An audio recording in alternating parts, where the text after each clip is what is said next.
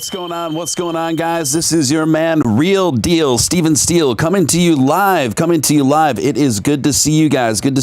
Hold on. I am switching up the screen momentarily, getting to it. A lot of familiar names in the chat, and some new ones as well. Good to see you guys. Good to see you. A nice mix of folks. Got an exciting show. Got an awesome show lined up for you guys, and I can't wait just to get to it. Let's get down to it, boppers. Let's start this weekend off right and out of sight. Who do we got up in here tonight? We got the Hump Deezy. We've got Truckin' All Day. We got Will DeRuler. We got EFRW, of course. Zombie Doge Army, the Beef Supreme. Evan May, Jason Huffman, Alan Schneider, Dave McConnell, Up Yours Coin. Whoever made that profile is a good one. D-Man69, Tony C, Audio Freaks, Elrond, Sabrina S, Bang Stun. Everybody bang stun tonight, and the list goes on. Great to see you guys. Can you feel the Doge momentum? Can you dig it? I'm digging it. I'm feeling it. We are going to keep this rocket ascending to the moon, Mars, and beyond, my friends. Believe it. If you haven't already, please smash that like button. It takes a split second of your time. It doesn't cost you a dime. It's the number one thing you can do to help keep ascending a new channel, a vibrant community like this into the stratosphere through the YouTube algorithms. I want you to smash that like button like you'd smash your first childhood celebrity crush. Also, if you're brand new here, my name is Steven Steele. Welcome. You are watching Steven Steele Live. And please feel free to hit that subscribe button, hit that notification bell, hit all on the notification bell so you won't ever have to miss these live parties ever again. You know me, folks. I am a creature of the night. This is how I roll. Sometimes it's earlier in the night, around 9:30, 10. Sometimes it's after hours, twilight style like we're doing now. You would not want to miss these online parties, so hit that notification bell, press all on the notification bell, and if you have already subscribed to Steven Steele, hit all on that notification bell.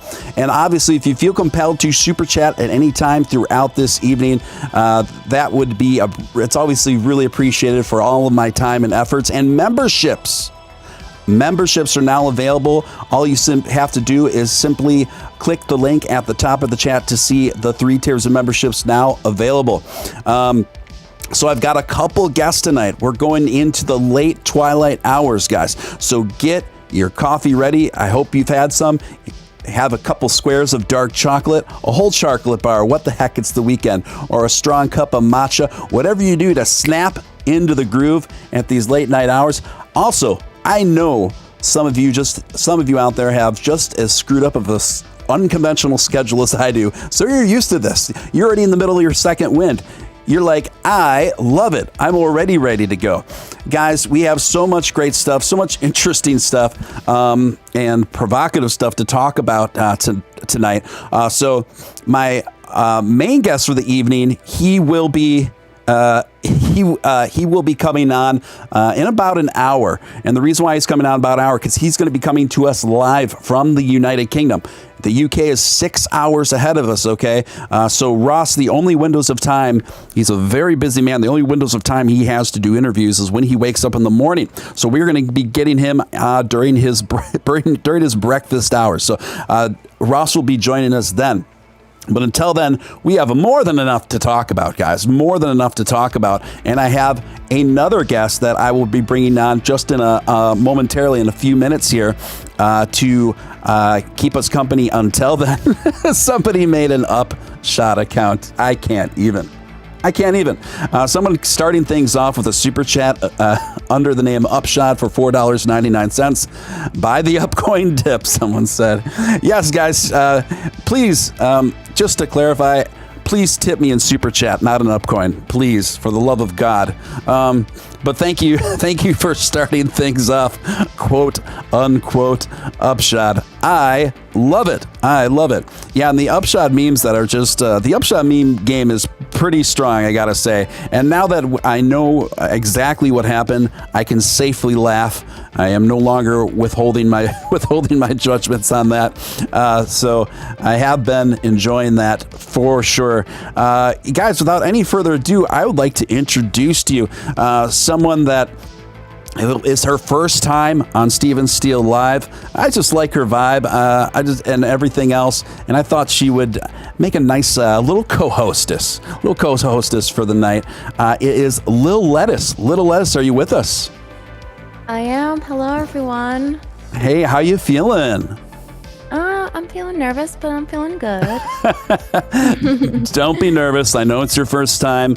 You're in good hands. We've got an awesome community here. And of course, I'm not too shabby myself. So just settle in, Lil Lettuce, and we're going to have a good time, all right? Okay, sounds good. All right, very good. Guys, so the elephant of the room story still continuing after the last two nights. We're just going to tackle and get into that first. It is probably the greatest scandal, most interesting topsy-turvy story within these circles of the cryptosphere, and that is the Upshot Upcoin debacle that had transpired just a couple nights ago. We're still seeing the fallout of that. We are just understanding even more what happened, right? So Upshot earlier today released, first time speaking out since this whole thing transpired. He came out from hiding. He came out from the bunker. He came out from wherever he was to release a one and only last goodbye video, in his words, about 17 minutes long, and it was uploaded on the Upcoin YouTube channel. And boy, it's really something. It's about 17 minutes long, and for those of you who haven't seen it, I gotta tell you folks, as somebody who considered myself a good friend of Upshot, in this space anyway, it was a difficult watch for me, to be honest with you. It brought back a lot of feelings, an affinity I had with the guy, and we used to bond a lot, and we had some great streams together, right? Both on his channel and this channel, and in a sense, it was really good to see him because he still has that really warm demeanor, right? He still has that really warm, inviting demeanor, where it's just a very likable demeanor, and he still has that, and so and I'm glad to see that he's safe. That's another thing that's most important. And I guess watching this, I really empathized with his multifaceted reasoning, right? In terms of, I did see him take a lot of heat for starting Upcoin from certain sectors of the Doge community. He was getting a fair amount of crap for that.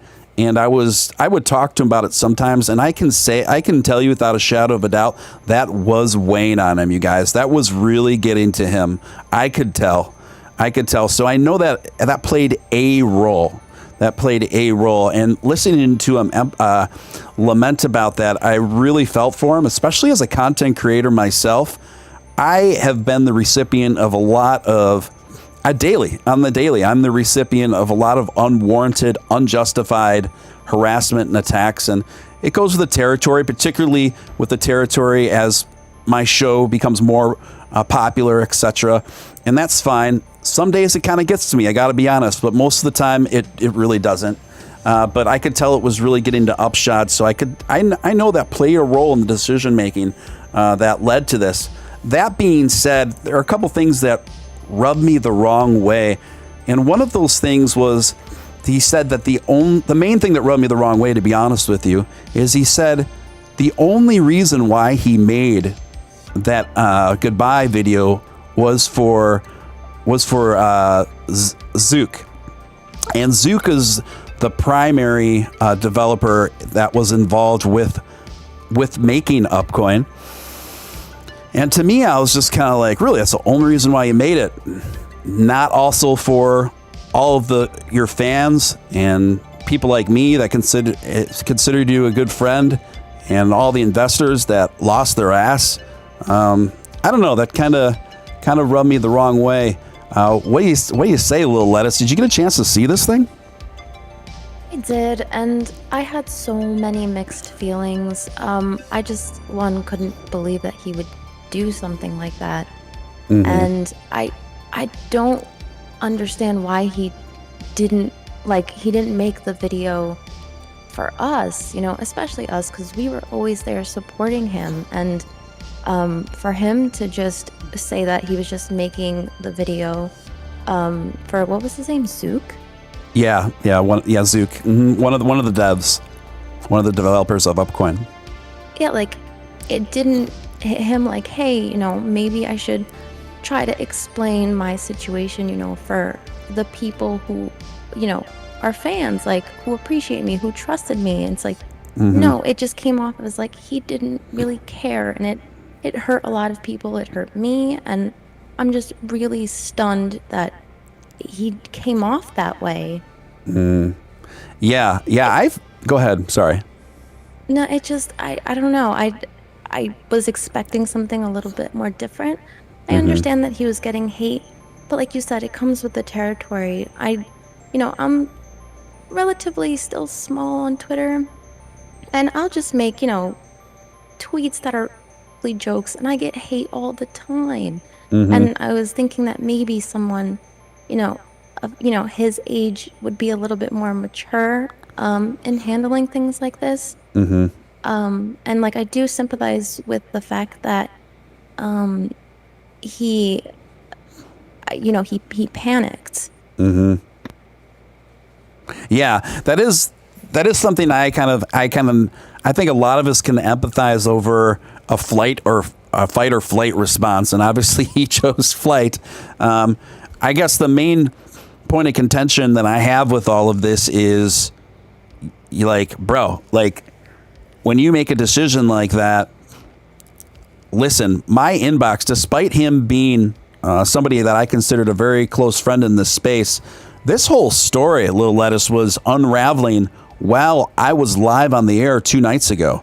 And so while I was covering it live on the air, I was watching one of my closest allies in crypto, and it's someone I looked up to and considered a good friend, just my perception of them being thrown into chaos live on the air.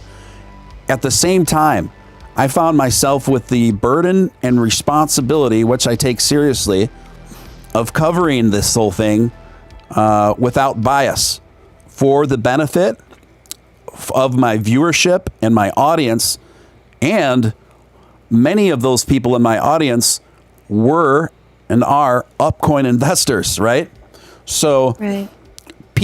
certain people within Upshot's community and certain investors in the Upcoin community were blasting me and were giving me a lot of crap during my coverage of that, before my coverage the day after, for saying that I wasn't being a good friend to Upshot and that I betrayed him by entertaining the possibility of nefarious play or a possible rug, this, that. Listen, as much as I considered Upshot a close friend and ally, at the end of the day, he's not here. And at the end of the day, there are a lot of good people holding a lot of big bags. My inbox right now is full of people that have reached out to me in total disarray. In total disarray because they put a lot of money. They put a lot of money into Upcoin, and now they're up shit creek is what they are. They went from Upcoin to up shit creek. And these are people, and the stories are very similar from person to person, that my inbox is filled with these people. And those stories go something like this. I normally wouldn't have invested a lot of money in a BSC token, but the reason why I did is because of Upshot. I trusted him. I thought he as a person was a sound, ethical, solid investment. Listen, I thought that too. As I mentioned to you, Little Les and I were conversing a little bit earlier. I said it's kind of like having the rug pulled out on you by Mr. Rogers. This is something you just wouldn't expect to ever happen. Do you have any thoughts on that, Little Lettuce? I mean, of everybody in the community, that is the last person that I felt was going to scam us or, do something like this. So it's beyond shocking, and I think I was in denial for a little while because Sure. I just couldn't wrap my head around the fact that he would do something like that. Yeah, absolutely. I totally agree. And I can still see people now are still trying to process it. And there's still, there's still a small segment of people that are still angry at me for covering it the way I have, and are saying that, still, even after this video, are contesting that Upshot's, for the most part, innocent. At the very least, he handled this very poorly. It was very, very poorly handled, very botched. And what's so unfortunate about his hastiness and his impulsiveness is that I think most everyone in the community would have understood if Upshot, for example, said, listen, I started this coin. Now I feel like I'm in over my head. It's too much pressure. I have too much wrapped up in it as far as my personal investments and time and stress. I can't do this anymore. So I am now relegating the leadership roles to the development team, and it's going to be a community coin with the development team. I'm stepping down, and I'm just going to be an investor. At that point, I think almost everybody would have understood. I don't think he would have had much backlash for that at all. What do you think? I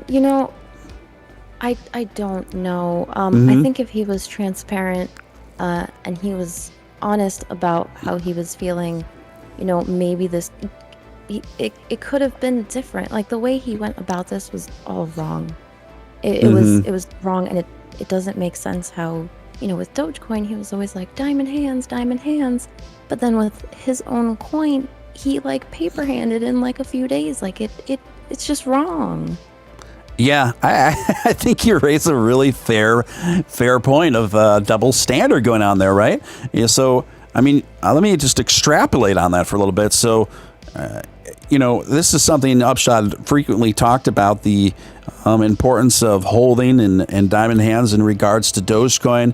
But, right the first big warning signal that came in relation to Upcoin, he cashed out his son's holdings in Upcoin, cashed out, and then everything just got shut down, And what's really unfortunate, and I was talking this over with Matt Wallace earlier today about it, because as content creators, we're just trying to wrap our heads around this. It's like, dude, even just from a monetary standpoint, he's got...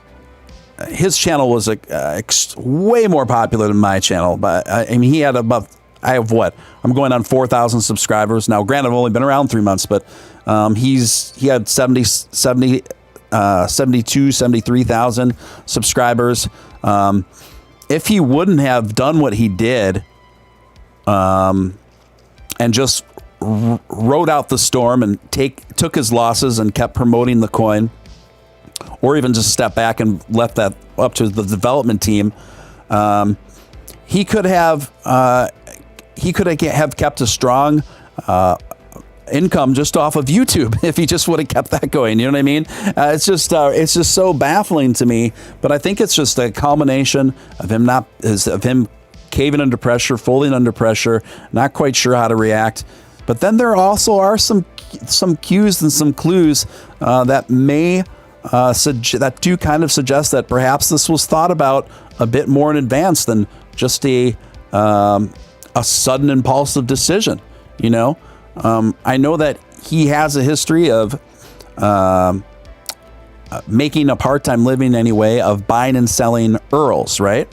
So when we go to the Upshot YouTube, and now it's not there anymore. Instead, it's just got this generic banner that says Today News, with some new social addresses on there. He said in his video today that he said his explanation for that was, I just thought this was Today News. Like, I might just try my hand at that as content. I don't know if I buy that. I feel like that might have been he might have sold that page given his savvy and his knowledge in that area, you know. So there's just there's still a lot of questions. You know, there's still a lot of questions. Some of the answers have been fulfilled today, but it's even after his departure video, it's still even opened up more questions, you know? So, you know, going forward, you guys, listen, if anyone's like, and another thing too, the primary developer, Zook, I had him on the show.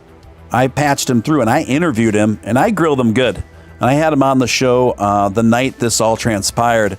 And I got to hand it to the guy. He handled everything very well. I feel that he answered everything as transparently as he could. And I feel, anyway, that he was being very honest. And I feel that he was a victim in this. And he came out with a video today, a response to everything that happened on his Twitter page today. I took what I felt to be a very powerful excerpt out of that video. It's about 90 seconds long on my Twitter page. And, you know, just hearing him talk where he thought that he was about to make $80,000 and then some. And it was just sharing a lot of his both his financial and emotional struggles. And then to watch all that just completely evaporate before his eyes at the hands of somebody he fully trusted, it was just heartbreaking, you know? And so I posted that video because that is the face. These are the stories you do not see on these. Listen, this thing it's not technically a rug pull because liquidity is still in place, but it still had a lot of the same effects and ramifications of one. And the way it was handled, there are a lot of parallels to one. You know what I mean? And did you get to see that video from Zook a little less? I did, yeah. Yeah. What do you have any thoughts on that when you watched that? You know, I felt really bad for him. I can't imagine experiencing losing, you know, potentially like all of that. And it's just really heartbreaking to see because it's not only him, there was many others just like him too. But it must have really hurt him, especially because, you know, he thought he was onto something. He thought he was doing something and he was finally, you know, I guess he felt really proud of himself and, you know, it was all just gone. Right. It's just all gone in a moment's notice. I thank goodness that I didn't invest more in it myself. The community tipped me about, I don't know, like $35 in Upcoin one night. And then shortly thereafter, I put about, I was looking at the charting and the charting was looking very strong to me. And so my decision to invest in Upcoin was based both on what I was seeing in the charting, what was looking like an emerging community, and everything that I believe to be true about Upshot in terms of personal integrity and reliability. So based on those things, I put not a lot, but you know, like $350 in there, and I lost all of that. I got caught holding all of that, and I watched that $350 investment go to about $1,300, and then it looked like everything was going to keep going for a bit, with the exception of a little retracement. So I kept it all in, and then all of a sudden, the huge sudden dump happened. Then I got the message from Upshot that said, "Sell your Upcoin, whales are dumping." But by that time, my $1,300 was already at about $190. And then I was also on the air and operating Pancake Swap while being on the air with all the new weird stuff you have to do on an iPhone to do that. I just wasn't able to salvage my last $190, and it's just all gone. So I got Upshot too, you guys. I got Upshot too, and I tweeted about that today, where that's like a new vernacular, a new. Well, here I'll read it. I kind of like laid it out just like you would see in a dictionary. I'm pulling it up right now, and what I said was this. I said. Upshot, noun. Upshot, past tense, upshotted a complex action or actions that results in deceiving someone from a person who would least be expected. As an example, everyone thought Ryan was the most honest guy in the world. That's why it's hard to believe he upshot all the money I lent him. So, yeah, it's just kind of a funny thing to maybe include in our vernacular going forward, just as the memes.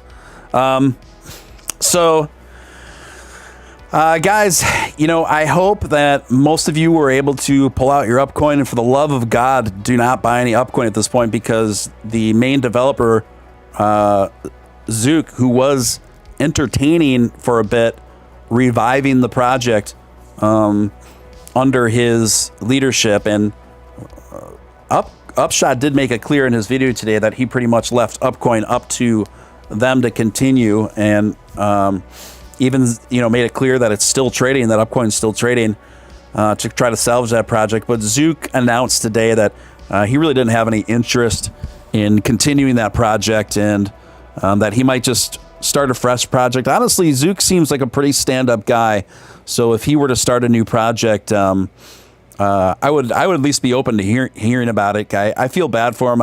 He seems like a talented developer, and he just seems like a pretty stand-up guy. So I really wish him the best, and would encourage him to keep us posted on any of his future endeavors. Guys, you are listening to your man, Real Deal Steven Steele, coming to you live on this Friday night. We're just still kind of just getting our beaks wet, getting things started into the twilight here. And my current guest right now, it's her first time on the show. It's the lovely Lil Lettuce, and you can find her on Twitter at Doge. What is it? It's Doge Lettuce. Doge Lettuce, yes. You can find her at Doge Lettuce on Twitter. So tell me, Lil Lettuce, how did you arrive at Doge Lettuce? It's crazy because, I recently changed my name. And when I say recently, I mean, I think it was in like January or February when I first started investing in Dogecoin, because I loved it so much. And I would tweet about Doge all the time, and I was getting, so much feedback and, likes and retweets and follows. And I was like, you know what? I'm just going to change my name to Doge Lettuce. And because I kind of wanted to keep myself mainly posting about Doge. Yeah. And so I wanted to, I guess, invite the right crowd, Sure, yeah. And so, speaking of which, how did you initially, is Doge how you got into cryptocurrency? It is. Doge was my gateway. It's incredible. Yeah, that is, I would say Doge has been single-handedly responsible as the gateway for more people into ushering more people into cryptocurrency than any other cryptocurrency from what I've seen since I've even been involved in any of this. So that being said, do you remember even how you first heard about Doge? That whole day was a blur, but I do remember it was the day that I invested was the day where it was at like 2 cents, and it shot all the way up to 8 cents because Elon Musk tweeted that picture of the dog with like the Vogue cover. Doge. And we all knew what he meant. And it shot up to 8 cents, and that night was just so amazing. And I just fell in love with it after that. I mean, of course, we kind of dipped down a little bit, but the community was so strong, and it was just so much fun. And I just, held on. What a ride. I do remember that pretty explicitly. And I first got in, I remember hearing about Doge way back in the day, but it was always on my radar, but I didn't invest into it until I bought one of my main bags right around the 2 cent mark. And I wish I would have pulled the trigger earlier, obviously, but I could see by the time it was shaped up to 2 cents, I'm like, this is something I really need to get on top of. And Obviously, the community is like no other. Delos Doge, speaking of which, Delos Doge coming with a $5 super chat. Good to see you, Delos Doge. It's been a bit. Steven Steele, what's good? Long time. Been away for a bit. Vacation. I get it. Vacation, all you ever wanted. Vacation, got to get away. Sometimes you got to do it. You got to do it. Lil Lettuce, you weren't invested in Upcoin at all, were you? No, I was not. And it's crazy because, I used to watch Upshot way in the beginning, and then I kind of stopped. I honestly had no idea he even came out with his own coin. I've been like so busy with work and stuff that I didn't even realize. So when this tea came out, I was like, wait, what? He has a coin? What is going on? So I'm kind of thankful. I don't think I would have invested in it. Right. But I'm just thankful that I didn't. Yeah. Even know about it. Yeah.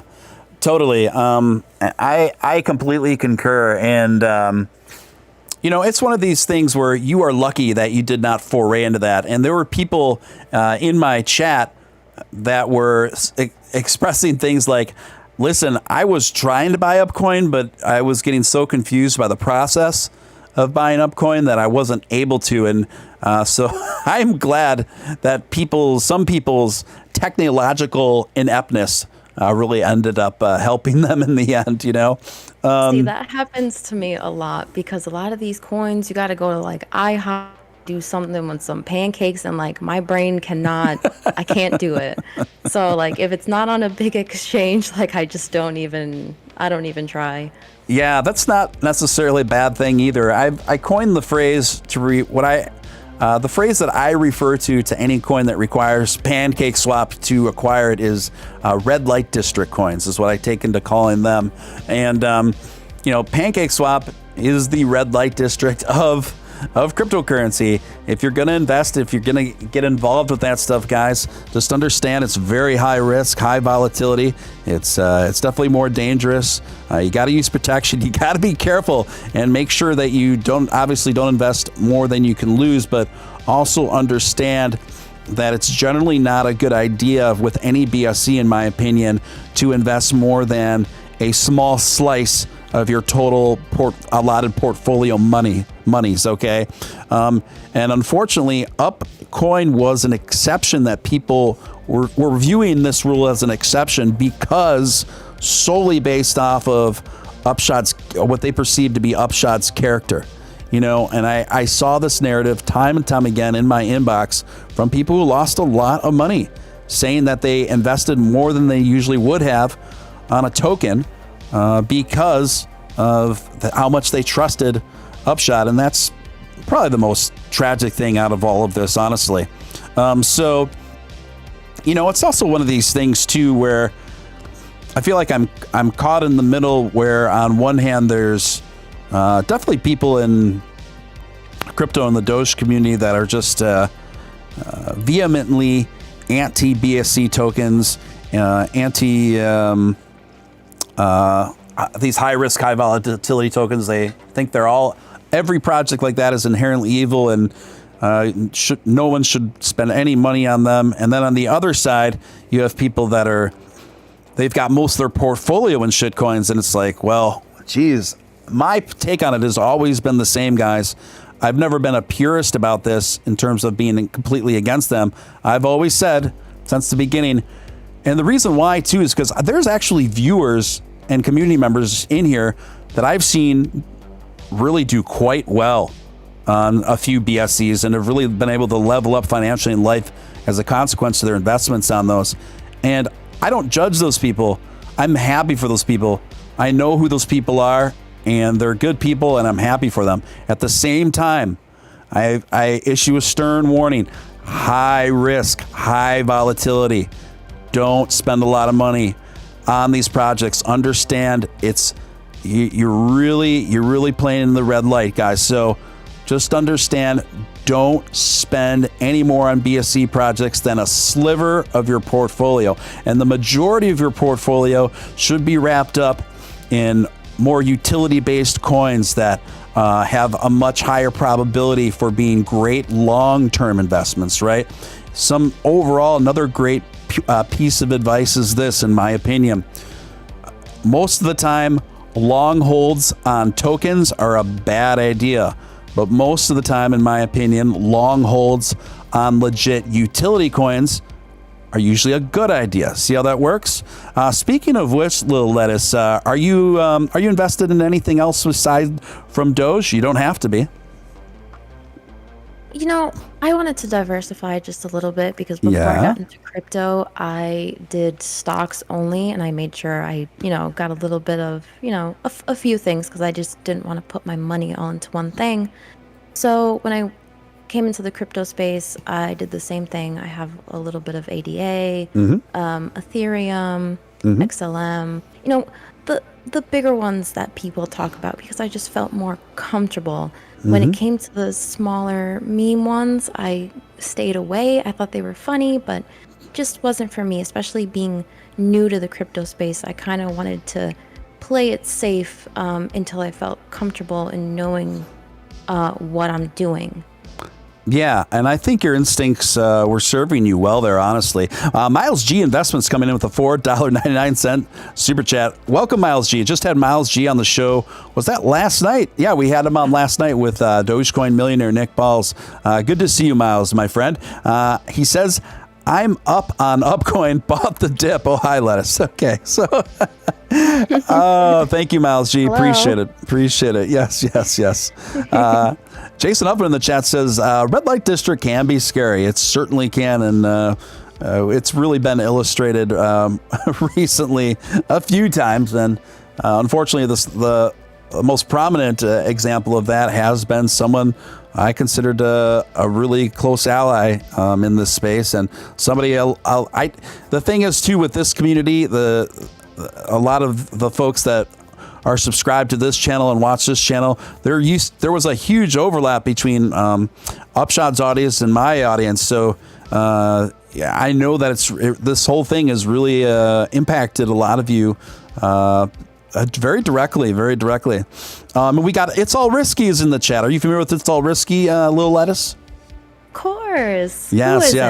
It's All Risky, a big fan of the show, and we're a big fan of It's All Risky here. And another big hearty thank you on the behalf of myself, and I'm sure Little Lettuce as well, for everything you've been doing for the Doge community and all of your articles and persistent Doge momentum, as I like to call it. So let's get to another story here. This is interesting. This came courtesy of Yahoo Finance today, and I'm not even quite sure what to make of it. Speaking of BSC tokens, Baby Doge, not Doge, Baby Doge follows in meme father's footsteps, makes payments push, and this is something I want to ask Ross about.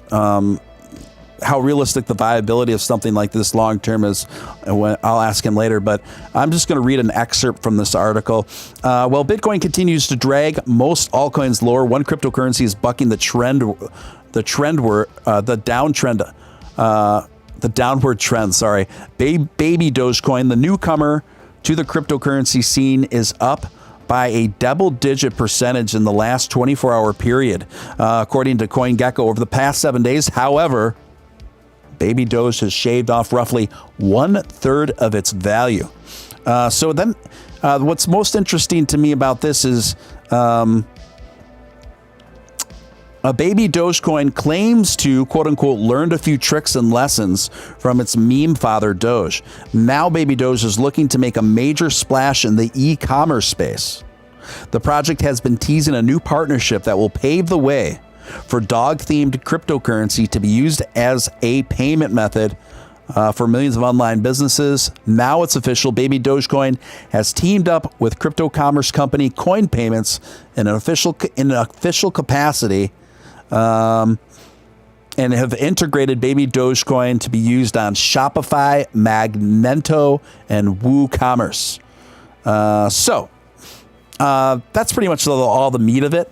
This is interesting because we have now a meme coin as a BSC token now, which are most of those projects are very questionable, and most of them will fail within 2 years and won't be around. But we can't deny the recent success of baby Dogecoin. It's just a fact. It has been seen some significant strides over the past few weeks. And I will say them making a partnership and a move to be used in a retail space is the first time we've seen something like this out of a BSC token. Now, I will say having a partnership that makes it spendable on Shopify, Magento, and WooCommerce. Don't get me wrong, this is great. This is a big deal for them, but I wouldn't say this is like huge consequence and significance. Let's say if it was like obviously Amazon or even like a Macy's or something like that. I mean, Shopify, these are online like conglomerate kind of third-party apps in and of themselves, right? So, but I think it's just interesting. It's interesting that it's baby Dogecoin is setting its sights to actually find real utility. Where this ends up, I don't know. Do I think baby Dogecoin is posing a serious threat to the OG Doge? No, I don't. And I will say this, at least on the behalf of their community, they have been very friendly, and most of them are Doge holders, so I will give them that. But I also will say I do not think very highly of them literally naming their project Baby Doge, coasting on obviously the coattails of the OG Doge when they're not officially linked, Have you ever heard of Baby Dogecoin, now, Little Lettuce? I have. I just think there's so many variations of Doge out there. It is just too much to keep track of now. Yeah, it's one of those things where it started. I tweeted something about it a couple nights ago, where when I first heard about Baby Doge, I was like, it's kind of cute. That's fine. It's harmless. It's fine. It's harmless. And somebody actually from the community gave me like $100 in Baby Doge. And then after that, I switched around some of my shitcoin investments and put some more money in Baby Doge. I don't have a ton in it, but I'm just kind of watching it for fun. And then after that, it was like Mini Doge. I'm like, Mini's kind of cute too. Fine. At least the devs they're doxed and they're really active, I guess. And then it was like, in the days after that, it was like Skinny Doge, Grandma Doge, Grandpa Doge, Big Brother Doge, Uncle Doge. I'm like, oh my God, I feel like up. It's not gonna end. It's just gonna oh my keep gosh, going. I know. You ever see the movie, the old movie Kindergarten Cop with Arnold Schwarzenegger? I know of the movie, but I didn't watch it. It's not a big loss, but there is a moment in that movie where Arnold Schwarzenegger, all the kids are yelling at him, and in his thick German accent, he's like, "Shut up!" And that's how I felt. Shut up! Shut up! That's how I felt. That's how I felt seeing like all of these like variants of these Doge knockoffs coming in. I was like, the first couple I thought were kind of cute, and then after that, I'm like, oh my gosh, it just be quiet. I can't take it anymore. And then there is actually one called. Someone pointed it out to me, and I had to verify it for myself. Actually, this girl, she mentioned it facetiously, and I don't know if I can say it on the air. It's Doge cum, and she mentioned it facetiously in my comments, and then I Googled it, and then I realized that someone made it already. Oh my God! And there's like, I think there's 1,000 holders.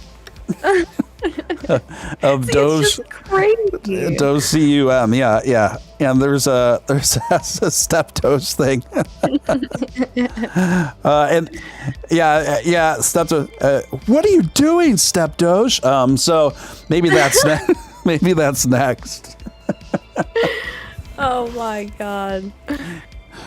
Maybe I'm surprised that hasn't happened already. What are you doing, Step Doge?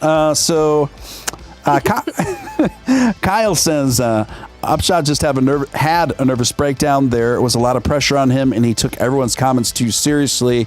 I would for the most part, agree with that. To what extent it was a nervous breakdown, I don't know, but there's definitely a breakdown of sorts. And I do know from speaking with him personally and interacting with him personally about this, I know a lot of those comments and crap that he was taking from starting the Upcoin, it was really getting to him, guys. You know, I will say this, for the folks that really gave him a lot of crap about that, like, it's a learning lesson to be taken from the Doge community too. Guys, it's just my opinion. I don't think we should get so puritanical about this that if anybody decides to talk about anything else but Doge, that we just attack them viciously. I don't think it's good. I don't think it's healthy. So I do think, am I justifying anything that Upshot did or how I handled it? 100% no, absolutely not. It was wrong. But I do think it played a contribution to his state of mind. Unfortunately, that breakdown hurt many people financially and emotionally. Kyle S. I read the rest of your comment because I think it is an astute one. I think it's an accurate one. I think it's a very fair one across the board. Baby XRP is also a thing. I know someone told me about Baby XRP. Baby, I was joking about starting baby Shiba Inu or something.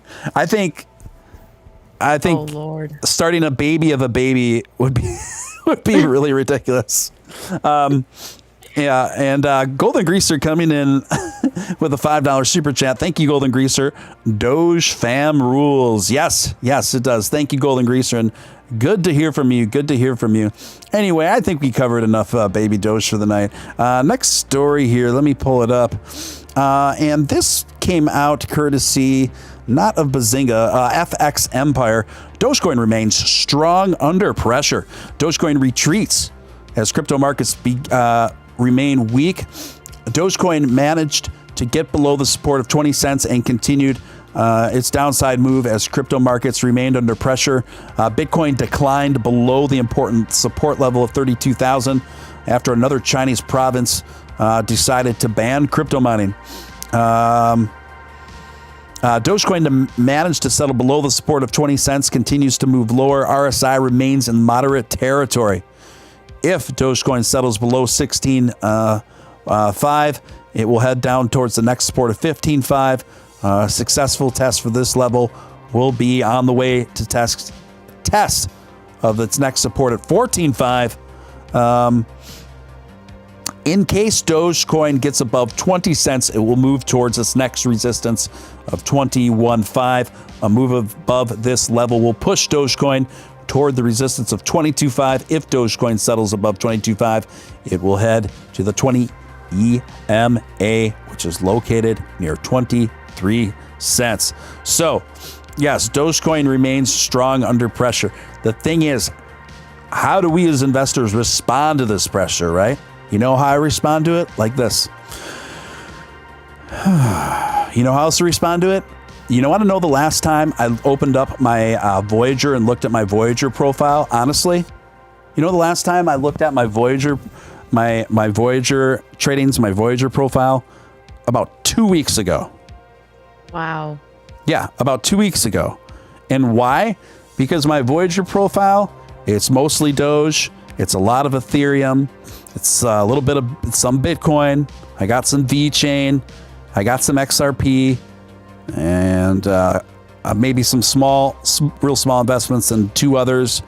But these are all super long holds for me. All these are very long holds for me that I think almost every one of them is poised to do very well over a long period of time. So why stress yourself out? You know, why obsess over it every day? It's like, even some people ask me now, why don't you have the chart on the channel right now? I'm like, why? I don't have to have a chart up during the live stream at all times, especially if it's going to discourage people in the Doge community. Now, don't get me wrong, if it started taking a big dive right now, I would put that chart up on the screen. For the most part, we're trading sideways for really long periods of time. We're just kind of in one of those stagnated periods. Now, it's going to break one way or the other. and it could trade sideways for a little longer. But from everything I'm looking at, I'd look at it about 70% likely that it's going to break upwards, and roughly 30% that it will break even more downwards. Miles G's investment coming in at $4.99. Thank you again, Miles, for supporting the show. Hashtag baby tiger upshot coin to the moon. Thank you, Miles G. Appreciate it. Guys, you have been listening to Steven Steele Live. I am Steven Steele. If you're brand new here, I would encourage you to subscribe. Join our awesome community.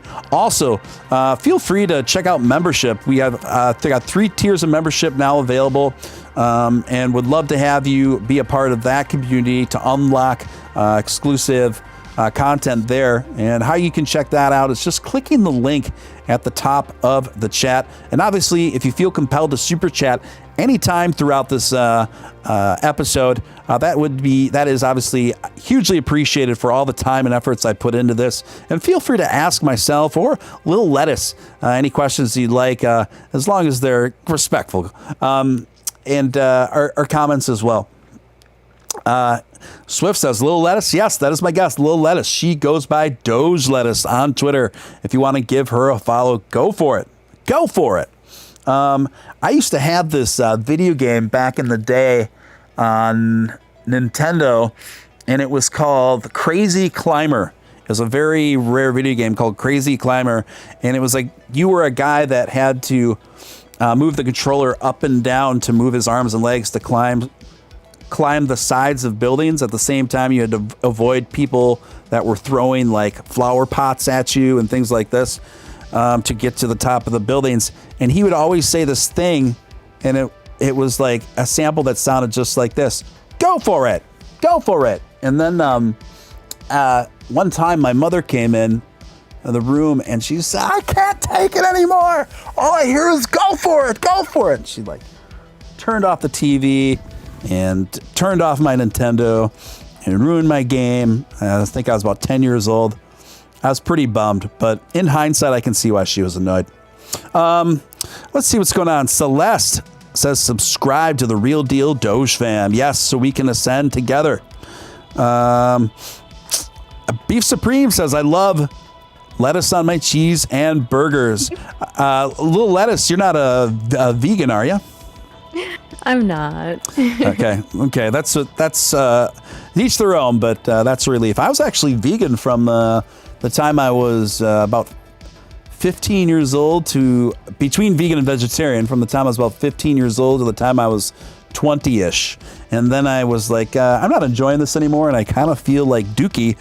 So then I started eating animal flesh again and instantly started feeling better. Doge, $2 super chat coming in. Thank you, Tony C. Appreciate that. Just a little Doge tip. Thank you. Appreciate that so much. Helping me recover my my upcoin losses.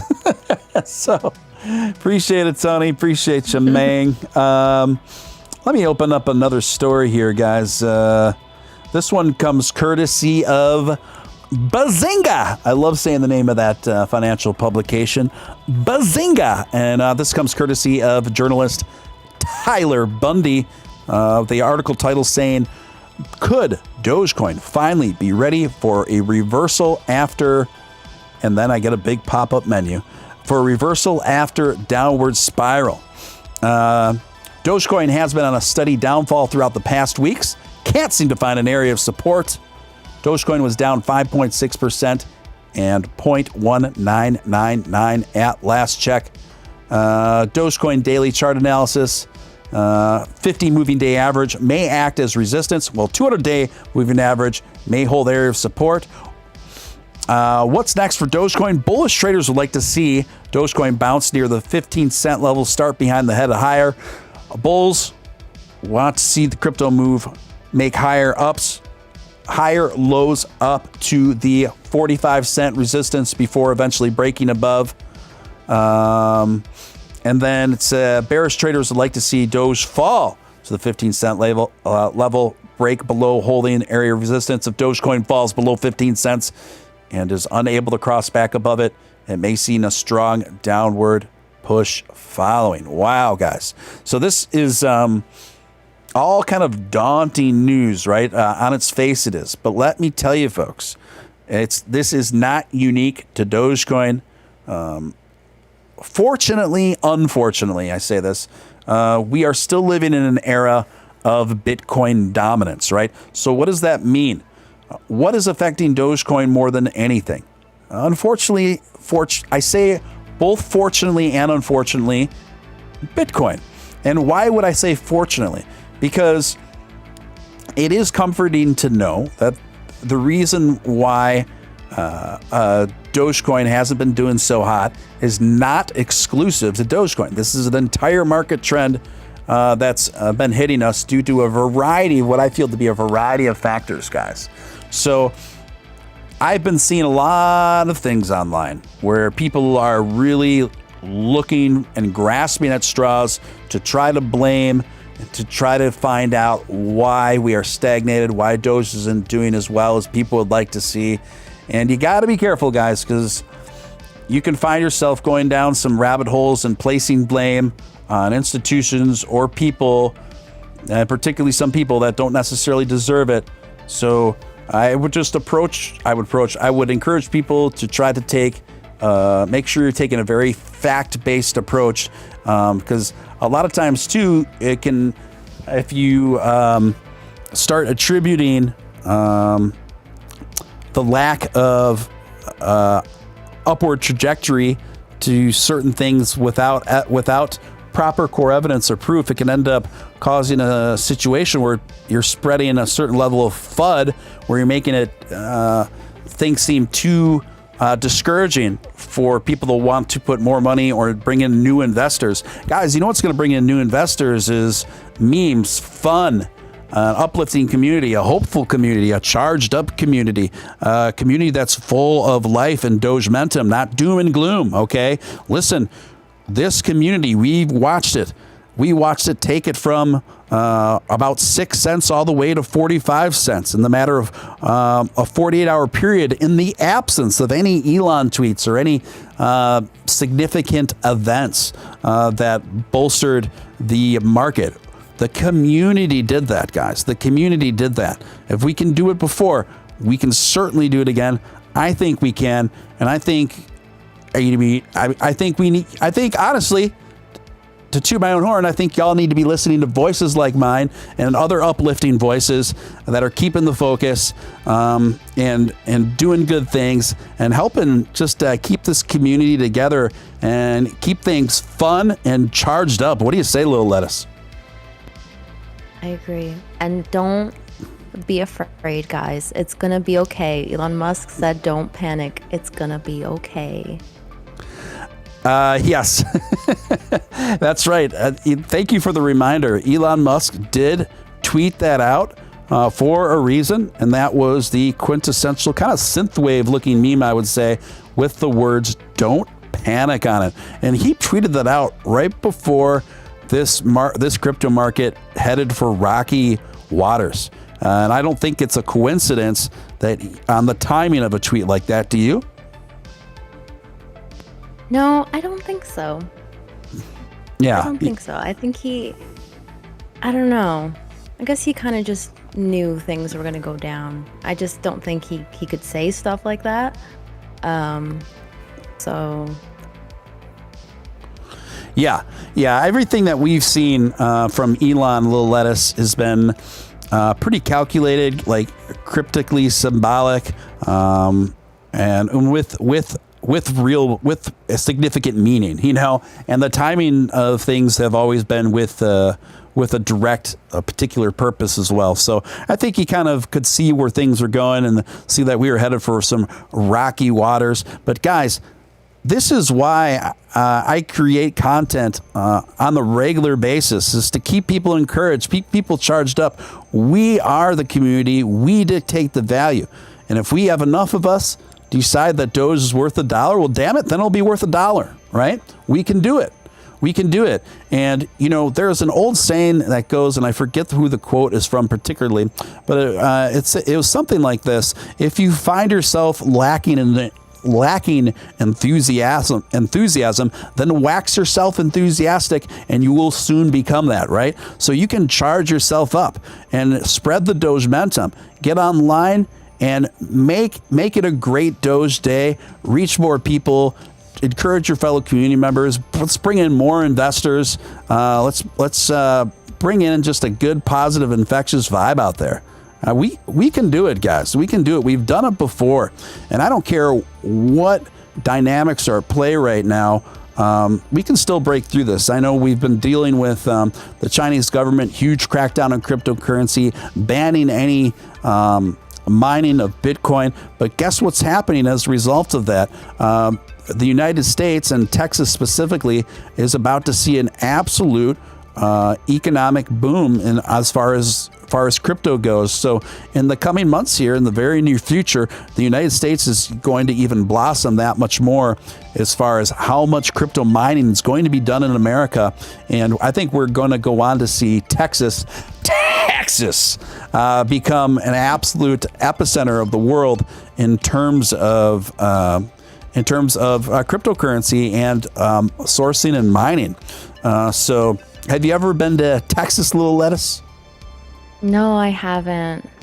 Would you like to? I wish though. Yeah, I do. I kind of want to go to like every state. I was doing like short little road trips for a while, and I was only able to like hit a few states on the East Coast, but I haven't traveled that far. But Texas is definitely a state I want to go to. Yeah, I love Texas, man. It's definitely got its own vibe. It's certainly big. And I like all of Texas, too. I like anywhere from Killeen, Texas to Austin, Texas. I love it all. It's definitely got its own vibe. Have you ever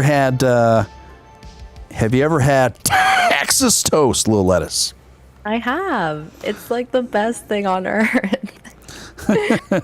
God's gift to man. Yeah. Texas toast also makes for some good French toast, little Lettuce. That's the only way I make my French toast is with Texas toast. That's the only way to do it. I gotta tell you, if you got Lil in your name, Little Missy, you gotta make your way to Texas. Yeah. Yes.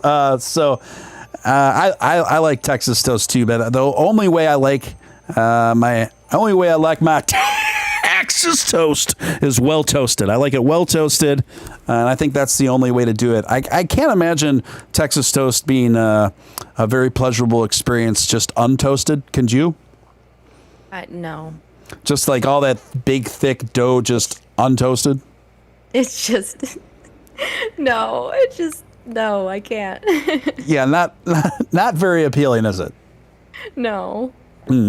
So tell us what Little Lettuce mostly survives on as far as food goes? See, I tried several different diet changes because I was going through some health related issues, and I tried to go vegan, and I did for a little while, and it felt great, but then, like you said, you started to feel like doo-doo, and it was the same thing. I was feeling like crap. So I started eating meat again, and I was feeling better. But I'm definitely trying to cut out dairy. But the problem is, like, I love cheese so much, and it's like, that's the one thing, like, I'm really trying to get rid of.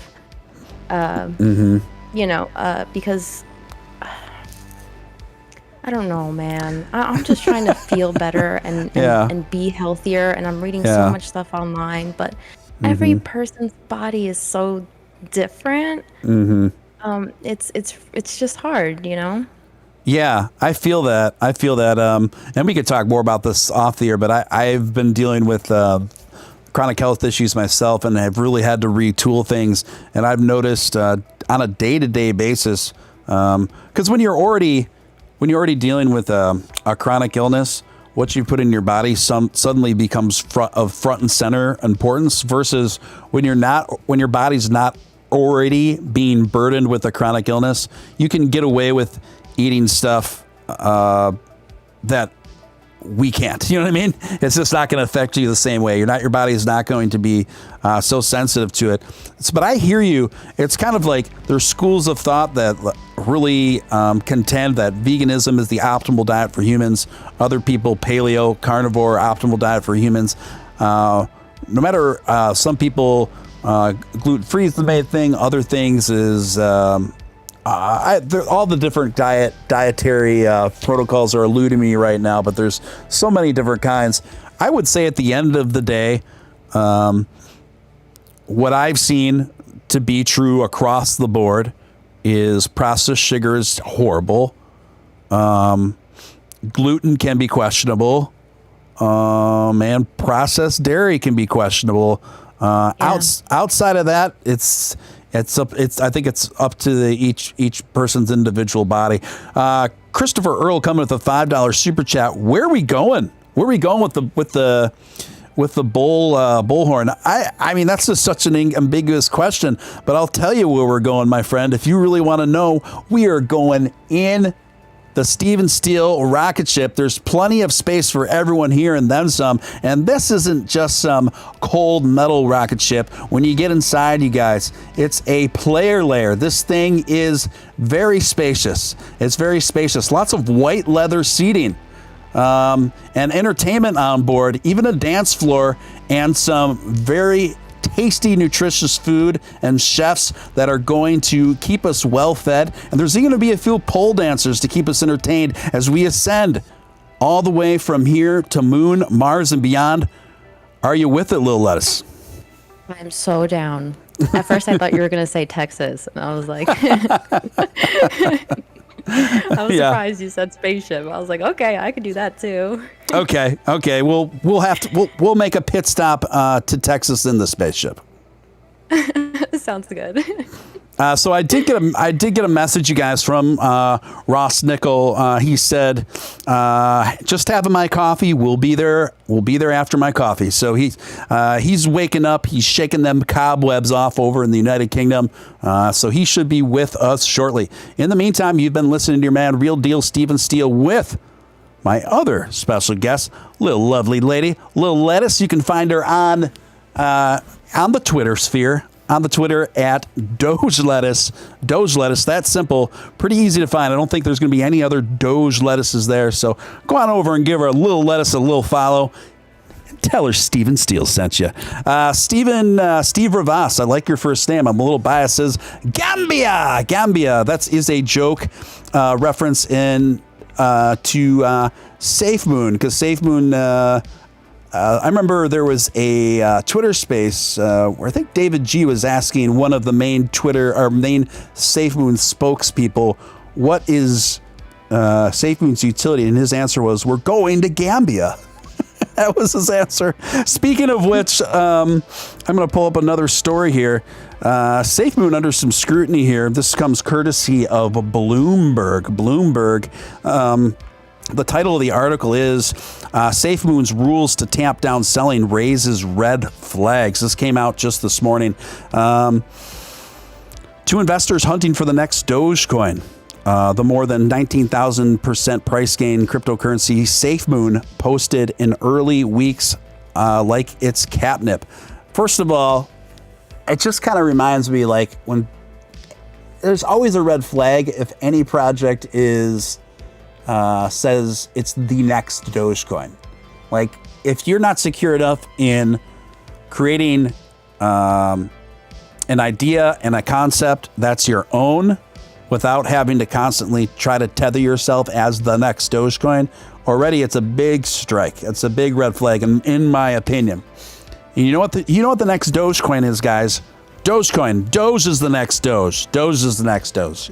All right, so back to the article here. Some crypto watchers have raised red flags over SafeMoon's unusual structure. It charges a 10% fee to buy tokens and another 10% to sell. So there you got 20% in, guys, of built-in loss. Almost unheard of in the digital currency world. Half of these fees are paid to owners as incentive to keep holding. The other half goes into a liquidity pool controlled by the devs.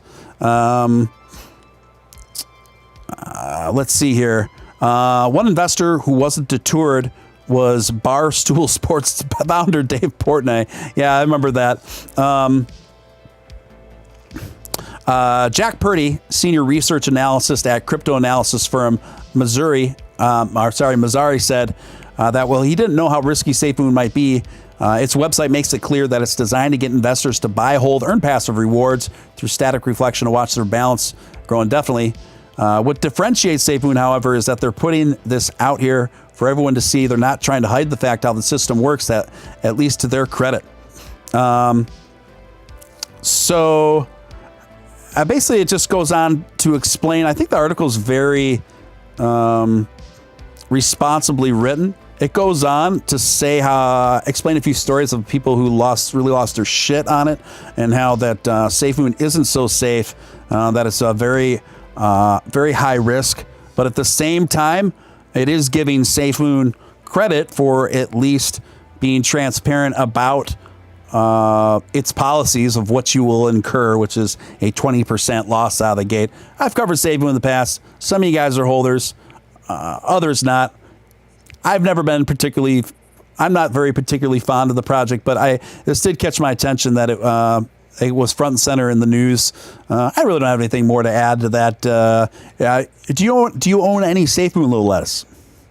I do not. Of course, I know of it.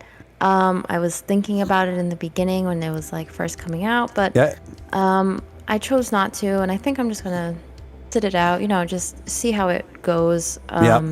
Again, I'm not ready to just dive into these new cryptos just yet. Yeah, plus you're talking about a 20% taxation right out of the gate. That's certainly not for everyone. At that point, you're putting all your faith in the team, right? You're really putting all your faith in the team that this is going to act as by proxy like a 401k. Some people want to do that. I'm personally not. So it's just up to you. I think from what you've told me, Little Lettuce, the investments that you've made sound very, very smart, very smart. And if I were advising you, I'm not technically a financial advisor, but as you get more investment capital to put into crypto, I would probably keep putting in the ones that you've already established there, particularly Ethereum and Doge, and maybe did you say AMA?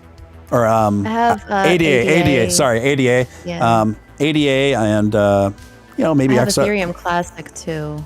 So Ethereum Classic, I'm glad you raised that, because there's another little story I wanted to get to involving Ethereum Classic. So this comes courtesy of Cointelegraph. And this is ironically, this is the phrase that Upshot used to say. I think he coined it, but can't be certain. But he used to say, "When in doubt, zoom out." Goodness gracious, just hearing that. Upshot, listen, bro.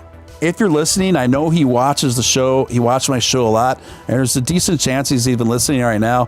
Upshot, listen, if you decide that you want to try to make things right to the best of your ability and come back in some fashion, I will be the first to be open to talking to you and letting people hear your voice, hear yourself out live on the air here. It's never too late to mend things and just try to repair things and do the right thing going forward. So triple digit gains make Dogecoin and Ethereum Classic the top performers at Q2. So this is perspective, right? When we do zoom out, despite all of the turmoil and discouragement some people in Dogecoin may be experiencing right now, the fact is Dogecoin and Ethereum Classic were the top performers of Q2. It still wasn't too long ago, guys. It was still, just keep in mind, a few months ago that Dogecoin was trading between 4.5 cents and 6 cents for a couple months. And now, obviously, it's kind of a bummer when you see Dogecoin go all the way up to 70 cents at its brief apex anyway. Now down trading between right around the 20 cent mark, maybe, and a little under 20 cents. But compared to where it was trading before, between 4 and 6 cents. Still not too shabby by any means. Still not too shabby by any means. So when you still look at the long-term trajectory, Dogecoin still comes in along with Ethereum Classic for being the top gain earners, the top performers in the second quarter. So this is important perspective to keep in mind, guys. Important perspective to keep in mind. Diamond Hands 69, I like that name. Steven Steele, I'm going to have to sell my Virgin Galactic ticket and buy your rocket ship ticket. Oh, man. I hope I can live up to it. I hope you know what? I can. Of course I can. You just heard me describe this rocket ship. It's going to be even a lot more fun than the Virgin Galactic ticket. Let's see here. So Ross is still finishing up his coffee. Let me double check my messages so he makes sure he knows where to go. Okay, I think he should be good. Next story here, guys. Let me pull it up.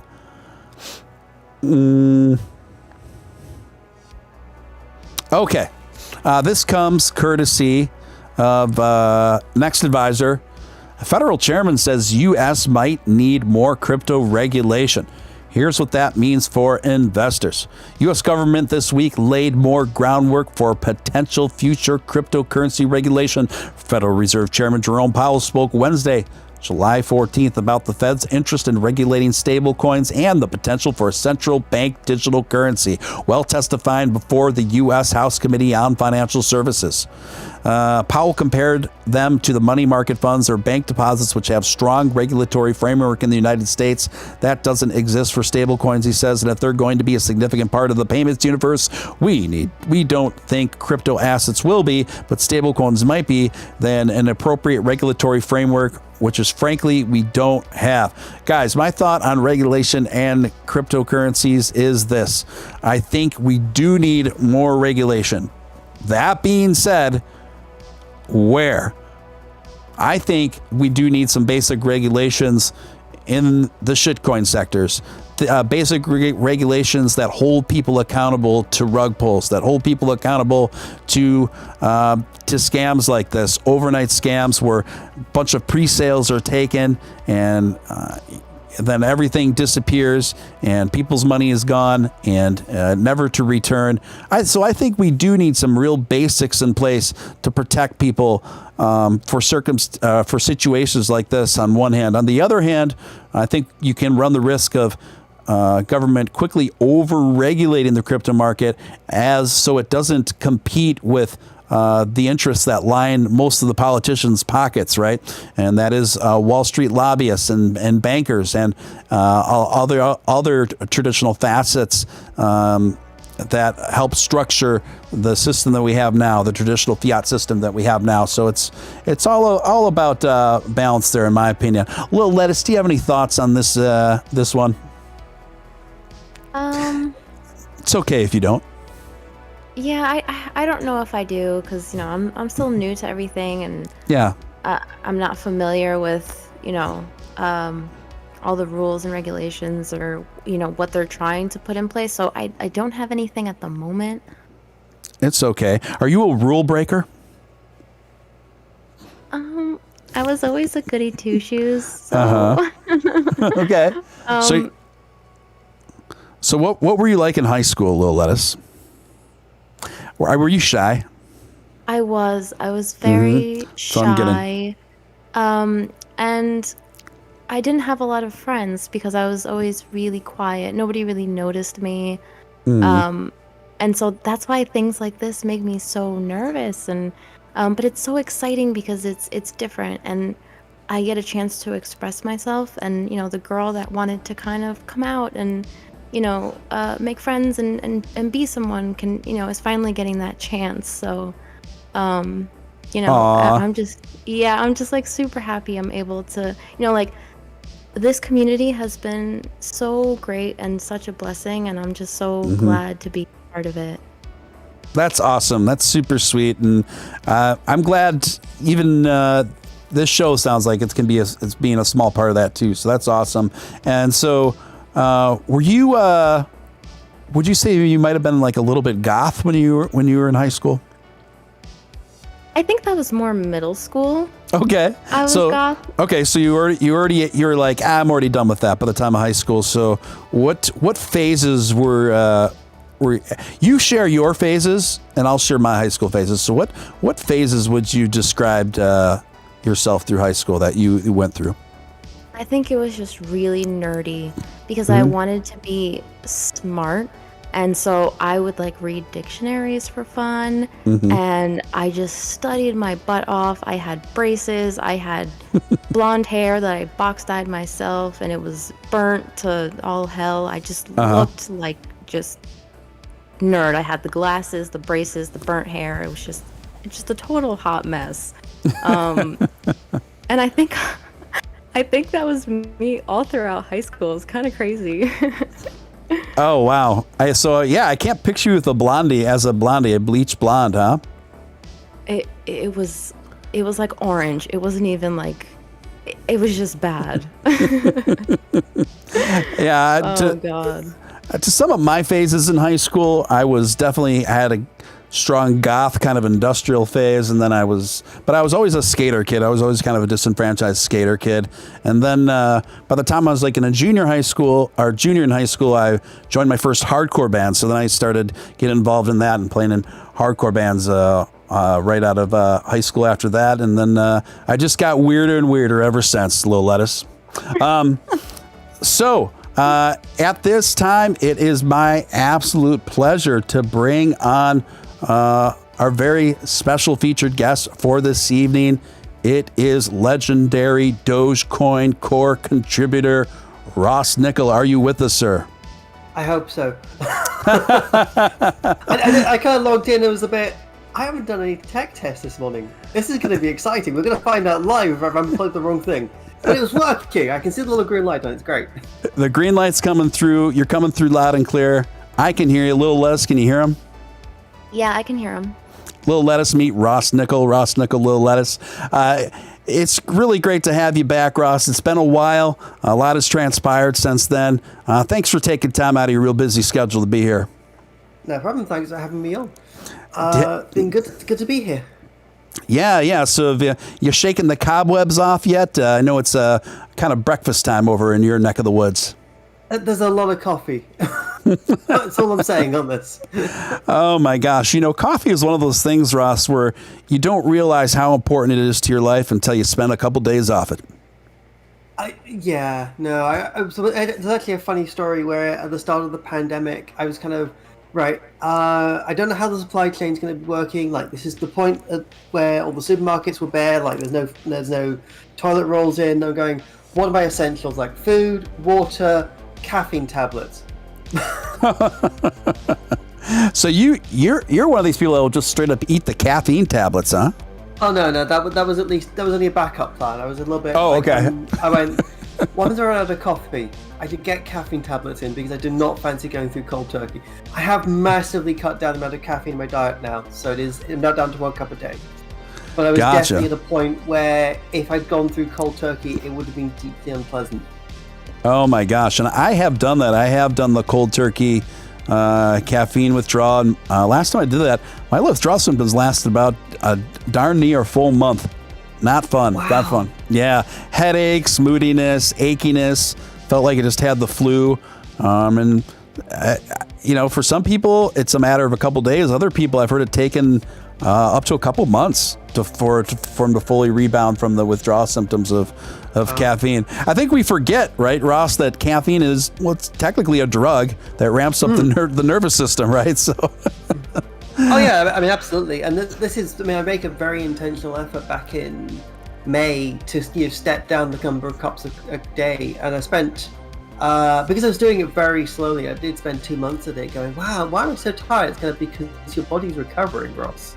It's a good reminder. But I do now make an effort. I have 1 cup a day in the morning, it sort of gives me a bit of a kickstart. And at some point, I'd like to get even that out. But that's going to be I need to have a quiet month. When's that going to happen? Yeah, I feel you. What about you, Lil Lettuce? Are you a caffeine consumer? Yes, and I also tried to do, to stop coffee, and my withdrawal symptoms were so bad. Like I would have to leave work early. So no, I'm just sticking with my coffee. Maybe when I don't have to go to work or something, and I can stay home and deal with it. But yeah, it's rough. Yeah, see, this is what I'm talking about. With some people, it just affects so profoundly. It's almost disabling. Yeah, for me, I remember my first week cold turkey off of caffeine. I would just find myself sleeping in bed like all the time. It was quite the transformation. But Ross, so interestingly, go ahead. It's actually the being frustrated with everything that I found the biggest problem, and the attention span problems that going through cold turkey. And I guess, I live alone. It was a little bit, which is probably good because I would have been so snappy at anyone in the same space as me. Last time I went through cold turkey, and it is, you don't realize until you start stepping down, and particularly if you do cold turkey, you don't realize how bad it's going to be. But yeah, it's quite dramatic. yeah, it is. Guys, you're listening to your man, Steven Steele. You are watching a special Twilight edition of Steven Steele Live. My special guests have been Lil Lettuce, her first debut here, and then the return of the man, the Dogecoin core contributor, Ross Nicoll. I know you're a very humble man, so I don't mean to embarrass you here, but it is an absolute honor and pleasure to have you back. I know the audience is really excited to have you back as well. Guys, if you have any questions for Ross, feel free to throw a super chat for the time and efforts, and shoot whatever respectful questions you may have in there, and we will do it to it. And there are a lot of questions going on there. I definitely got a few when I put it out in the Twitter sphere, more than a few. And I think we'll start things off with a question from a very facetiously worded question from our mutual friend, Billy Marcus. And he said to ask you, what does he think of all the brilliant, non-accidental choices that Billy Marcus made in the many hundreds and thousands of hours thought that went into the creation of dog money?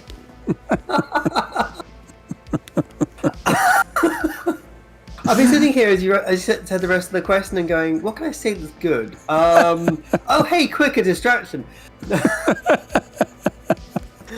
It is interesting, actually, because some of the decisions he made actually are what really brought me into Dogecoin, because I remember seeing it and it going, oh yes, it's got a minute-long block time, it's got a much higher supply, all these things. I was like, yeah, I think this is actually really how to do this. I think that's really cool.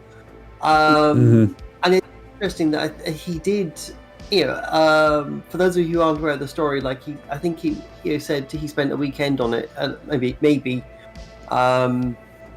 So it was not a big, well thought out process, but by throwing essentially fairly random parameters at it, he actually, I think, hit something quite magical. Now, there's been a few things that we've had to tweak here and there, and for those of you who've been a very, very, very, very long time, there was the 1.6 hard fork was the big point where we went, okay, there's a few things in here that just don't work. It had pseudo random rewards per block for the first 3 months, and that was causing weird economic incentives with the miners, because they figured out when we say pseudo random, they worked out the randomness, so they were then only mining blocks that were going to pay high. So our difficulty calculations were insane. And then we had another currency called Dogecoin actually came in and gave us some technology. It was very cool, called DigiShield, that let us redefine how those difficulty calculations work. And I'm realizing I'm talking a lot of tech, and that's not going to make sense to necessarily to all the audience.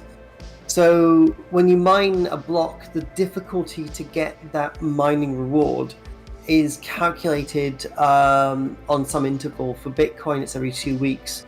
For Dogecoin, I can't remember the original value. I think it was like every 4 hours or something. Yeah. But we've actually redefined it to every minute by minute. It redefines itself. It's very cool. Yeah. Wow. That is awesome. Thanks for breaking that down. Lil Lettuce, I know you're probably getting tired, and I want to thank you for joining and making your debut here on Steven Steele Live. It was a pleasure, little lady. Yes, it was so much fun. Thank you so much for having me. Yeah, I hope you Good had meeting you, fun. Lettuce. Wait, what did he say? I kind of caught it. He said, I was saying it was good to meet you. Oh, it was good to meet you too. Thank you guys. and just so you guys know, you can find Lil Lettuce under Doge Lettuce on Twitter. Just Doge Lettuce on Twitter. Should be pretty easy to find under that unique handle. So thank you, Lil Lettuce, and I'll talk to you soon, okay? Yes, of course. Talk to you soon. Bye, guys. All right, bye-bye. Hi. So another couple people had this question, and they're curious. I'm sure maybe this is one you've gotten many times, or something close to it. When was the first time that Elon reached out to you? So I should actually link to the article on this because this made news.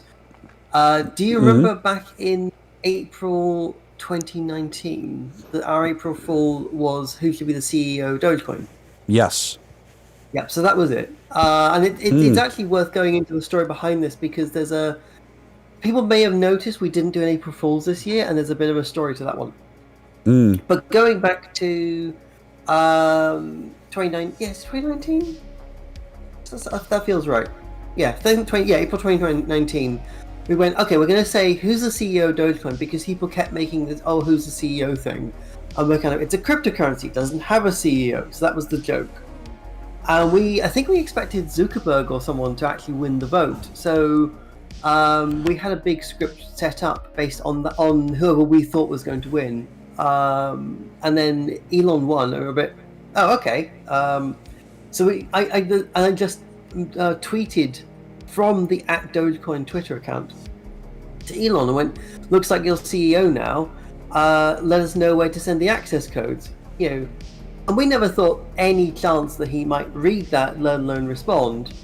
And of course, he then did openly respond, and we're just standing there going, awkward. Oh man. Yeah, I need to dig out the article, and I'll send it to you at least later. But it actually made it into the Financial Times, which was impressive.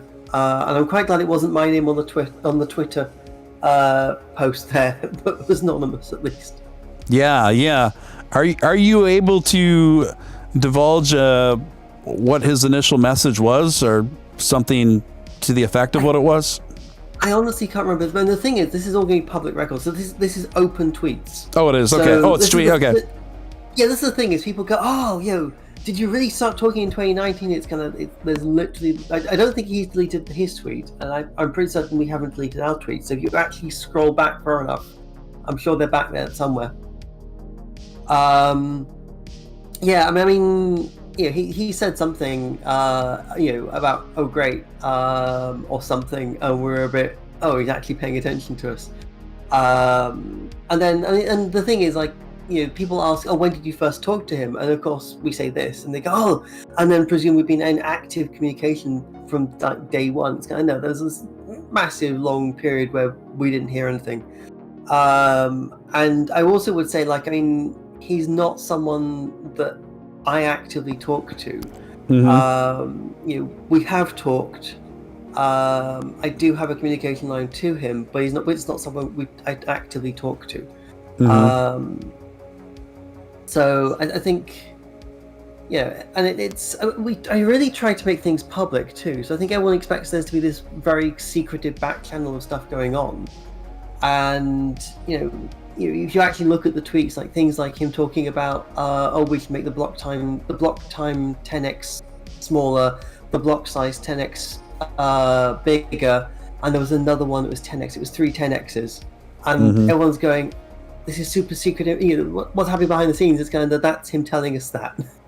Okay, it had been hinted at before, but it is we're just bringing that public. That's how you see this, and to me, it's really good that we have these conversations in public. We don't want there to be this conspiracy theory that we're having. We're sitting in darkened rooms going, "Yes, what shall we do with the Doge now?" Although, yes, I am going to say something I'm not sure I should, but I do. So that I know there's a Dogecoin's Twitter DM group. And I remember when I was invited into that, I was a bit, oh my goodness, it's the Doge Illuminati. They control the snacks. That's funny. Yeah, I mean, there's actually, I think there's this, I mean, for me, there's less, I know, I should be upselling this, no. Yes, we have terribly darkened secrets and all sorts of interesting conspiracy theories. No, we really don't, sorry. Yeah. So it's not quite as provocative as many imaginations are kind of expounding on. Tim H with a $4.99 super chat. Thank you, Tim. Appreciate that. I've always wondered where the code for cryptocurrency actually runs, on the exchanges, on the miners, and how do you ensure it's consistent everywhere? A lot there. Care to take a crack at it, Ross? I'm happy to, but do you mind if I ramble for about 5 minutes? Not at all. Not at all. Cool. Okay. So if you download the Dogecoin core software, that's it running.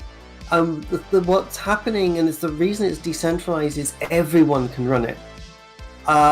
So when I've got 2 nodes on my own, long running. The exchanges, they all run Dogecoin core. Often there's the graphical client that the average user runs, but there's also a version that can run in the background called Dogecoin D.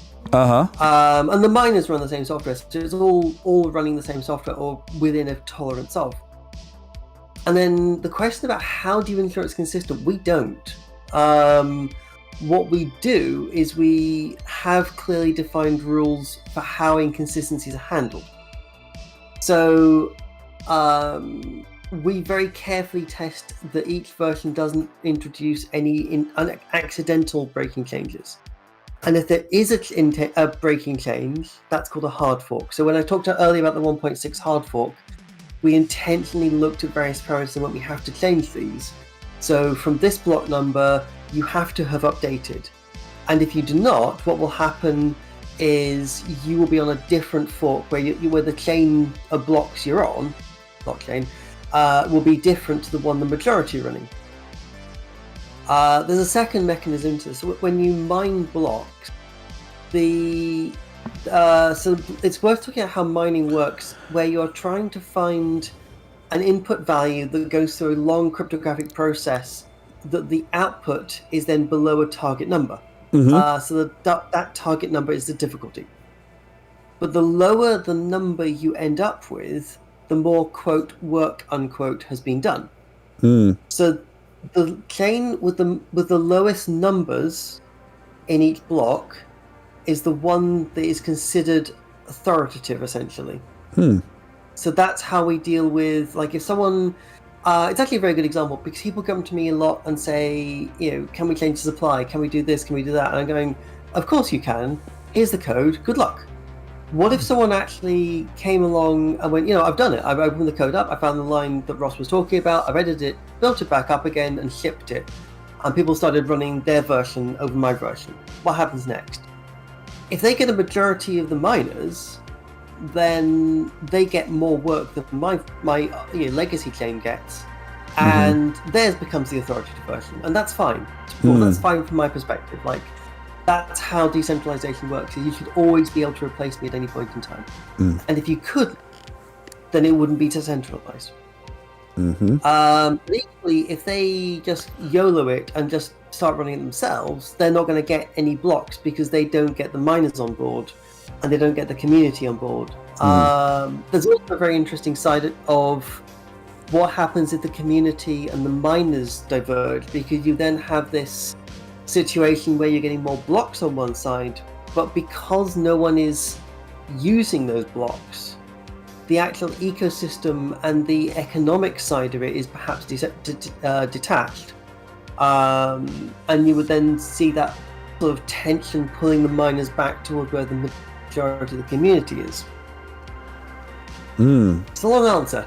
That makes sense. It does. I had to really focus a few times because you're You're smarter than me. So, but it took me a minute, but I think I caught up to you now, Ross. I thank you. It was a very good answer, and thank you for being so thorough with it. Another question an audience member had, which I thought was interesting. Are coders from SpaceX coordinating with anyone from the Dogecoin core team? So we have a number of external developers. None of them have told us where they work. Actually, that's not entirely true. I do know where one works, and it's not SpaceX. Yes. But it is always possible that we have someone from SpaceX in the community who's just submitting code and not telling us. Yes. But not to the best of my knowledge. Okay, gotcha. And this is the big elephant in the room that everyone keeps asking me about continuously is, do you have any updates on where it stands with the Doge Ethereum bridge? And if so, what do you imagine something like that will evolve to look like? Do you mind if I do a bit of self-promo on this one, actually? Because there's something coming up. Wait, what's that? Can I promote something I'm doing later this month? Absolutely. Okay? By all means. So, on the Doge Ethereum bridge, I've got the guy who is building the bridge coming on stream with me on the 28th of July.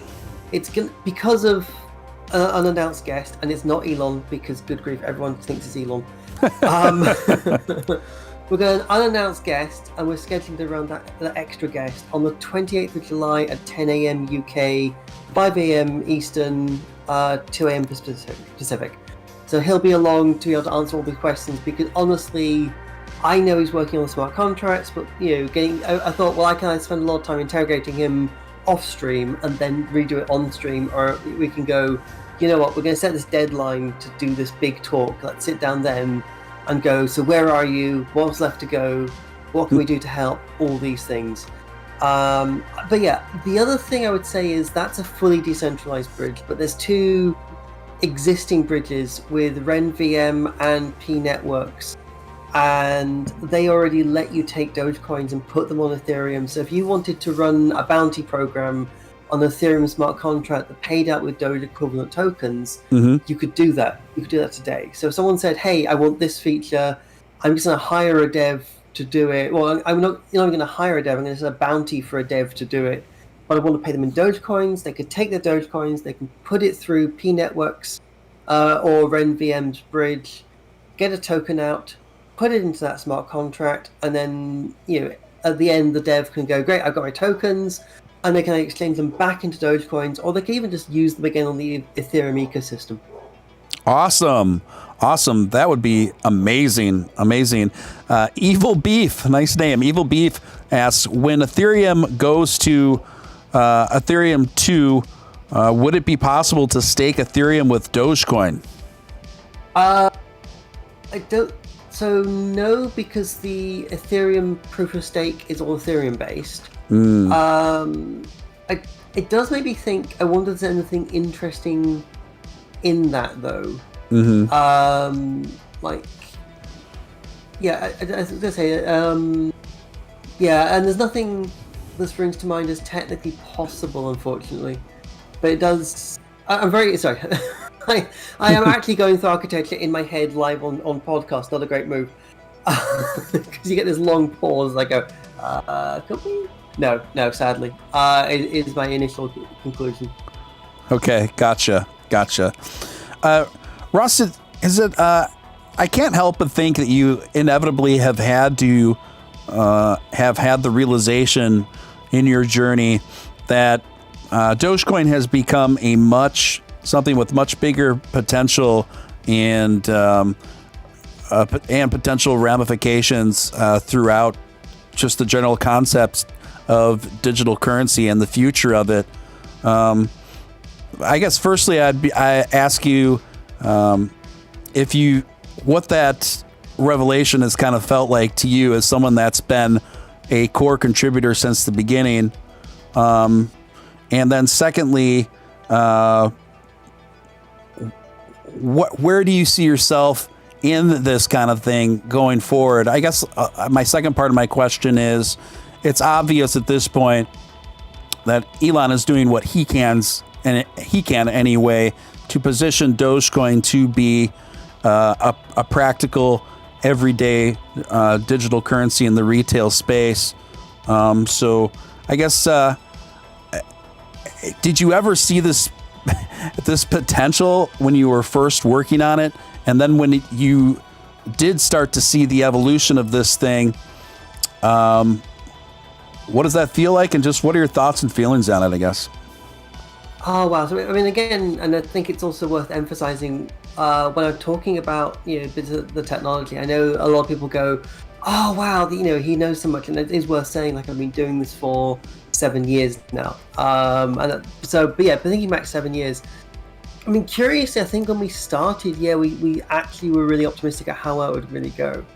And I don't know how much people are aware of the early sort of few years with Dogecoin, but we had some very unfortunate events where someone who was claiming to be building a lot of the tooling for Dogecoin and had attracted a lot of the attention and investor cash turned out to be running a scam. And I think that kind of slowed everything down for a long time. But seeing it come back to life so much this year has been an incredible experience. So you had several questions there. So there's at least one. Well, I'm going to talk out something I want to talk out. I hope it fits in the question. Because one of the things I got a brief on about 3 minutes before the podcast was, hey, talk about this. Let me actually double check exactly what I'm saying. Yeah, I will also say, so we are also looking now at, there is a group of us, which is not the group people are normally aware of. It's actually a slightly different group. We're sort of trying to build a roadmap to have things like get momentum and keep going. We have some really great people from the broader crypto community supporting advising, and we're hoping to have some news on that in the next 2 weeks. And then I think there was a third part to the question that I've completely forgotten because I've talked for too long. I think just the general part of the second part of the question is, what do you recall, like, when it occurred to you that something that you've been contributing to since its inception had the potential to be one of the world's most popular digital currencies? Like, I guess at what point did that possibility occur to you? And I guess what are your thoughts on the probability of that? I think there's a really interesting story here about the time I woke up one morning and Dogecoin had gone 10x overnight. And I messaged my boss at the day job and went, I appear to be now contributing to a $5 billion currency. Can I take the morning off to work out what that means? Yeah. And I think that's basically it. But that was the point. I realized, oh my goodness, it's actually back again, and it's really getting momentum. It's really becoming a thing. And I think, in particular, I know we're going into. I hate to say it, but I think we're heading back into crypto winter. I don't like saying that because obviously we try to avoid giving financial advice. It bridges into that space. Yes. But long term, I think we are holding it seventh biggest. Is it seventh biggest currently? We're holding in the top 10, definitely. And I think that's incredible. And I think, as I said, there's some incredible people who we've been talking to, who are enthusiastically working in the space. And I want them to be sort of taking it forward and doing the things that we need new people coming in and helping us do. And sort of next few years. I think I've kind of gone around the question, but I hope that answers it. It's okay. It's quite all right. That's fine. That was good. So let's touch on this Doge 1 project. It seems to be an area of murky understanding, and people aren't really most people have no idea what the Doge 1 project actually is when it comes down to it, who's behind it, who's responsible for it, who's spearheading it, and what it is exactly. Could you maybe just just generally expound on your knowledge of it? So the Doge One project is, as I understand it, being done by the Geometric Energy Corporation, who are a Canadian company. I believe they're some sort of startup incubator. So they have paid for this in Dogecoin, which is very cool. But we heard about it from going into the news first. Yes. I am not certain what exactly they are doing, and it is curiously difficult to get details on what they are launching. Although it looks like they are basically putting some sort of sensor package into orbit around the moon. I'm not certain. It's a little confusing to find out what they're up to, and I don't know if that's because they've got some sort of super secret plan, or quite what is going on there. I mean, honestly, we have limited bandwidth, and I have just sort of not really tracked that closely. Interesting. So just to be clear to the audience, the Doge core dev team has no involvement in the Doge One project, correct? That's correct, yeah. Yeah, see, just on that, on its face, there just seems to be from, I'd just say particular outlets and have been kind of purposely or unintentionally kind of conflating the association between Doge One and the Doge core team. So it's good to get a little bit more clarification on that. And when I looked into this a little bit further, Ross, it appears that the company that's predominantly quarterbacking this project seems to have been doing a fair amount of fundraising, I would say, off of the Doge One project. It's when I looked into it further, it's kind of unclear to what and how much of the donations are actually going towards the Doge One project. Do you think it's possible that the technology company that's quarterbacking the Doge One project could be just in part using the label of Doge One to raise funds for, in general, for their company and other projects, perhaps outside of this one? I think that's a reasonably safe conclusion. And in particular, I think you have to look at, like, why as a company use that name Doge One if we haven't seen them in the space before?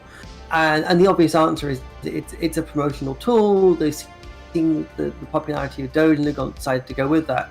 And I don't inherently have a problem with that, but I think there is I think it is leading to confusion. And obviously, yeah, people do think that we're involved, and we're not tracking it. We're not, we haven't done any sort of due diligence on the company.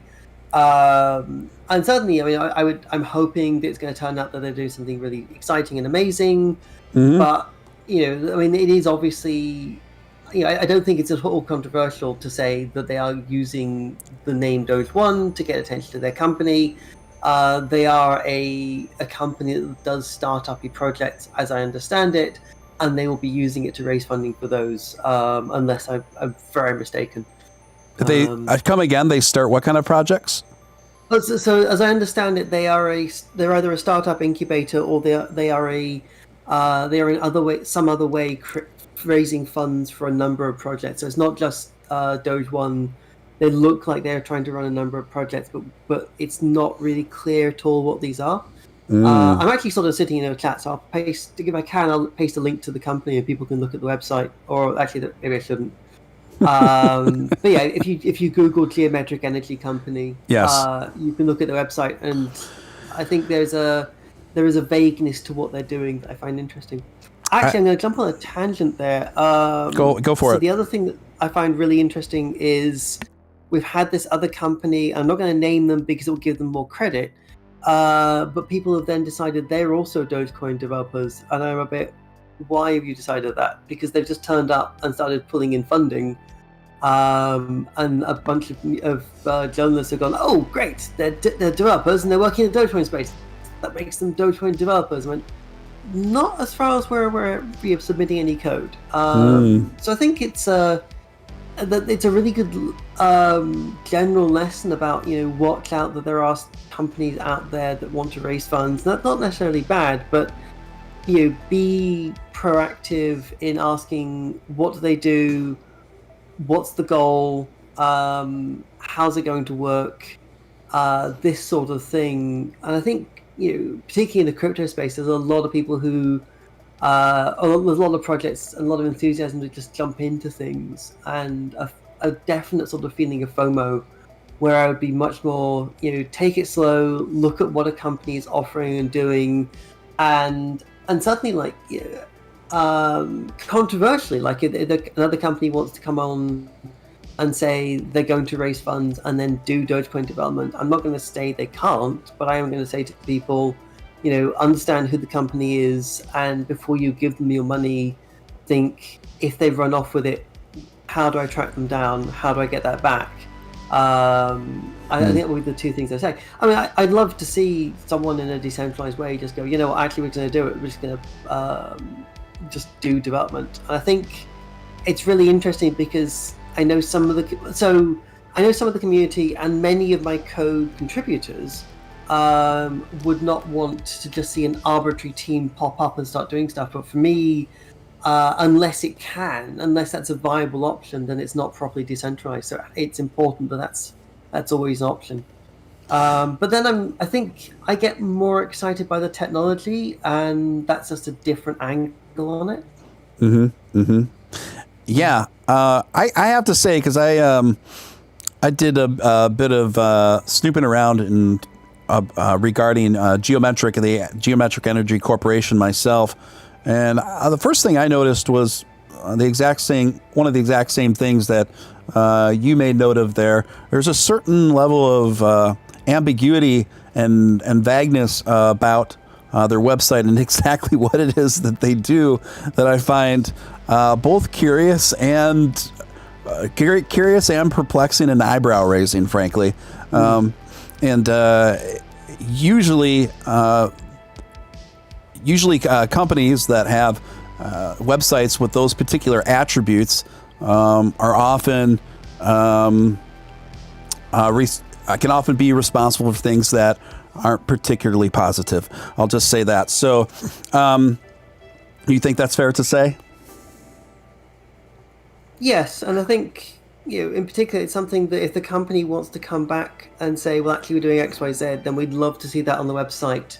And I always hope that anyone funding a company like this is doing extensive due diligence, and maybe there's detailed slide decks that are behind the scenes and I'm not seeing, and I want to keep an open mind about it, but I am a little bit cautious, certainly. Yeah. Thank you for that. So I had Nick on the show about a month ago. Another contributor you're familiar with from Quebec, and he mentioned that he didn't particularly trust the Flare network, and he didn't really care for the way it was structured. Do you have anything to add to that, or? A bit awkward. I've not really looked or talked to them much. So I know Flare Networks did reach out to us, and I think they were primarily talking to Patrick. That seems... I haven't heard anything about that in a while, and I don't know if that's because Patrick's been busy, or they've been busy, or had any specific updates on that. I mean, I think it's... It's awkwardly difficult in crypto to know what is good and what isn't. But I think it's, we can talk about the general case and go back to the sort of always do due diligence. I think there's very much a desire to run into things. And if you're not certain about something, always be careful. So, if anyone's thinking about Flare networks, or, before we would get involved with them, we would want to do extensive due diligence, look at technology stack, see what the feasibility, what they're talking about looks like. And I would say that to anyone. I see so many projects out there, and I'm trying very hard to avoid naming any of them. But I see, for example, that like one of the top 10 cryptocurrencies isn't really decentralized. Like it's all run by one company, and you have to go, what is going on there? And it's the sort of thing that I find really bizarre. That people will just run into that because it's making money without stopping and going, what is this? Like it's a decentralized centralized project or a centralized decentralized project. And that's a sort of it's a general good guidance, like without talking about Flare Networks, who I don't know very well. Like you should always be doing research, and always, if you're not certain, it's safer not to invest, in my opinion. I think in particular one of the biggest things I can say is, quote, once in a lifetime, unquote, opportunities. I've seen them once every 2 to 3 years. I am particularly bad at spotting them at the time. Like legendarily, like I mean, I've been in crypto since 2011, and I'm not retired on the beach yet. So you know, the number of these have gone by me: Bitcoin, Ethereum, Dogecoin, obviously. What else I missed out on? You know, I mean, you would have thought by about the third or fourth time I'd have learned a lesson, but I haven't. But then there's the counterpoint to that, and it's something that I was thinking of saying on Twitter last night, and I don't think I want it on necessarily permanent record. He says, not certain how long this recording lasts. But when I invest, like my investments are massively diversified. So the majority of my investments are in funds, and I know that's going to be a shock to a lot of people. And then they're very broad funds. So I'm invested in like probably north of 1,000 companies overall. So any single company going bankrupt would not even register on my portfolio. Obviously, yes, I have a crypto investment set, but that's across, I don't know, I think it's like a half dozen coins.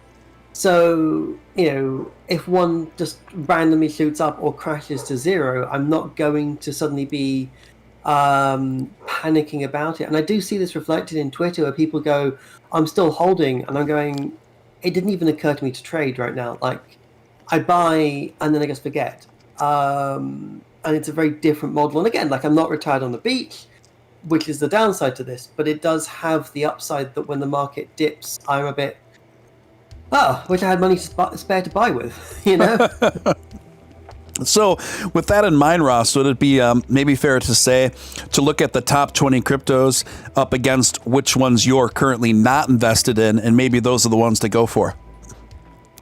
As in, should I be investing in the top 20 that I haven't yet? Or no, should everyone else? Yes, probably. I will openly say I don't buy Bitcoin, so that's probably going to brighten the amazing future in front of it. And then again, Bitcoin's a complex one for me. I don't like proof of work, and I wish there were really good alternatives. Now Dogecoin, I know we are on proof of work, obviously, but we do share proof of work with Litecoin, and to me, there's a major difference in that we don't just stand there going, "This is brilliant and it's perfect," and why on earth would we move? It isn't something I'm comfortable with, but it's also I'm not comfortable with the alternatives. So that's kind of me a bit of a rock and a hard place problem. Whereas Bitcoin is very, yeah, sure, we're burning a bunch of fossil fuels, but so does everyone else. And I'm going, I don't like that stance personally. So that's why I don't invest in Bitcoin. But yeah, just probably that's going to do amazing. Ripple also, I don't have any of that, so that's probably going to do fantastically. I'm taking notes right now. Cool, Ross. I'll send you a list afterwards. Be fine. Very good. I'd appreciate that. I'll send you a little Bitcoin in return. Speaking of which, it does seem to be that there is a. Now it is pretty apparent. Firstly, that Bitcoin is the most sluggish, obnoxious of all the other cryptocurrencies in terms of its energy consumption and its carbon footprint.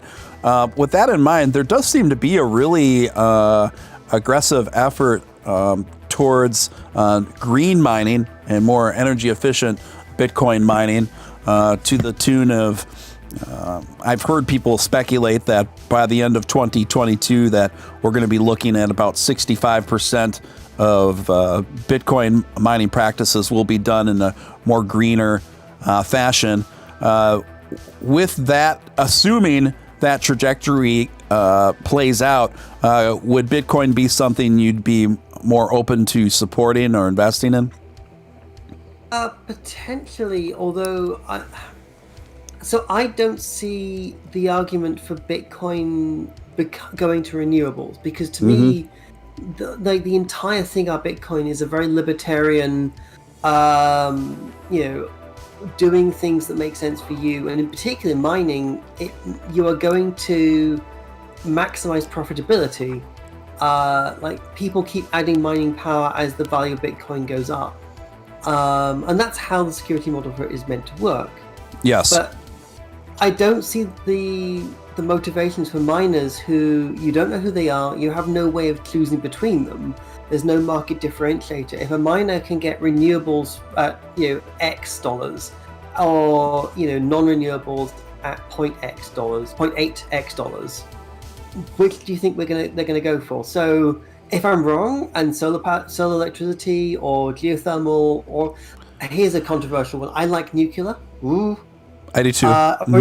But even nuclear, if they went, it's cheaper, we're going to move to it. Brilliant, that's fantastic. I'd still be a little nervous that we have a finite energy production capacity at any point in time. But I'd be much more comfortable with it, certainly.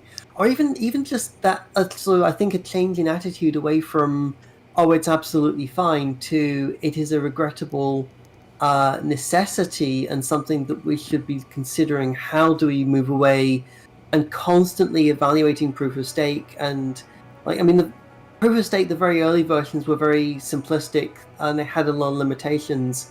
Something around, say, Ethereum 2.0, the models they're using and how it all works is much better thought through. I wouldn't rush to move what is an insanely valuable cryptocurrency onto proof of stake, but I would love for them to at least be considering that. And again, I'd be much more, I would think about it much more if they were thinking, okay, do we want to think about proof of stake? Why don't they look at faster block times? Why don't they think up bigger blocks? You're paying, what's the current going rate for a Bitcoin transaction? I know it used to be a lot, and I guess I haven't touched them in years. Yeah, it's quite a bit. It's quite a bit. Yeah. I don't know specifically. And they don't see that as a problem, and I go, why is that? Why is that okay? Right? Why is that not a problem? And we want to get the fees lower on Dogecoin. Now we're being very, very careful. I know that's frustratingly slow for everyone, but we want to do it. Ross, that makes me think of something else. And it's this, and this is a point that I have talked about repeatedly on my program, and even made a couple videos about this very thing, which it's astounding to me how few people, even in the crypto space and even people in the business space in relation to cryptocurrency, it still hasn't quite set in or dawned on them that for the most part, Bitcoin is kind of dead on arrival when it comes to a retail space. And furthermore, we already have enough proof of concept in the economy where I think in part due to Bitcoin having such a hard cap on it, people with Bitcoin generally do not spend Bitcoin. So this is where I've always seen one of Dogecoin's main potential true callings here to be a great potential anecdote to the problem of Bitcoin not being able to be a usable, everyday transacting digital currency in the retail space for a lot of people. Do you have any thoughts on that? I mean, there's always layer 2 solutions, and I do talk about layer 2 solutions for Dogecoin as well. But then I'm conscious that Lightning hasn't really got the adoption yet. And I'm always nervous that the transaction throughput rate on Bitcoin is very low, even just as a settlement layer between layer 2 solutions. I mean, Bitcoin itself has kind of carved out a weird niche that I didn't expect about being a store of value. And that's, I mean, definitely that's not what it was initially intended for, and I don't...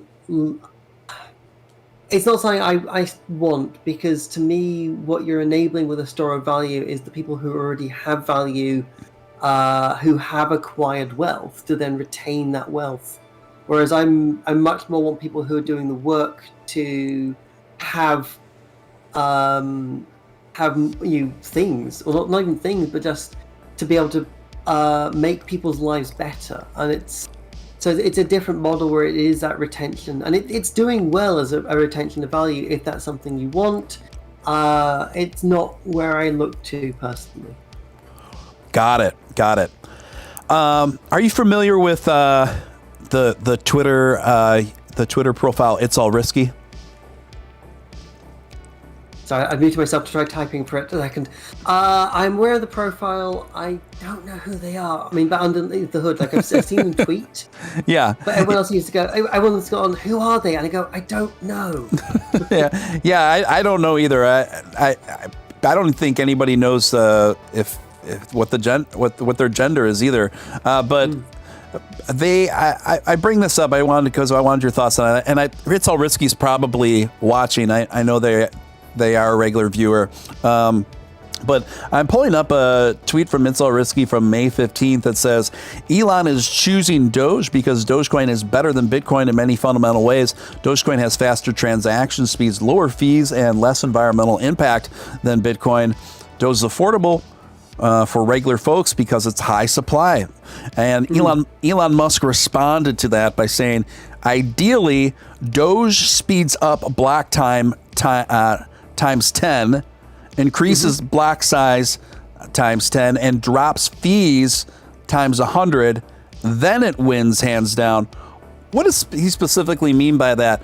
It's a little bit murky to me by saying, is he saying that is the end goal, or how much of that is a reality now versus how much of that seems like an end goal? Again, it's going to be a long answer. Is that okay? Yes, absolutely. That's why I have you here, my man. Well, let's talk about the fees first, because that's literally something we're doing at the moment. And if you've seen my last couple of streams, you'll see me testing that fee code. And there's just minor refinements because there's actually a number of different parameters inside the code that modify how fees interact, because there's different minimums and behaviors. So whether a node will relay a transaction and whether a node will mine a transaction, and the recommended minimums that a wallet creates a transaction with are all different parameters, and they interact in various confusing ways. And that's made it a lot harder to change than you would expect, because we'll change one number and it will have the sort of ripple effect through the code base. But the fees, definitely 1 in 100th fees, I think, is the target, if not 1/1000th. But I think we're going for 1/100th currently. I mean, honestly, the authoritative answer is look at the code I've written, or Mitch's written. Sorry, or the code we have written. There we go. But no, credit to Mitchy for actually doing the majority of the changes. I've just been testing them. Faster block times, bigger blocks. And now there's a good example from this morning where I wanted to tip a Twitch streamer. And to do so, I used OneUpCoin. I think it's OneUpCoin. But that didn't do an alert on the stream. It wasn't. You didn't use UpCoin. That wasn't it, was it? No. I think it's actually called. And let me get. So there's me typing. I'm not going to mute myself for this. Yeah, OneUpCoin.com. It's a company. Okay, just making sure. Okay. Yep. Yeah, awkward timing. It's but it's a service that does cryptocurrency alerts on streams, and that doesn't alert until the block is confirmed. So there was actually a 2-minute delay because Dogecoin was a bit. You get this sometimes where just because of bad luck, it can be a few minutes between blocks.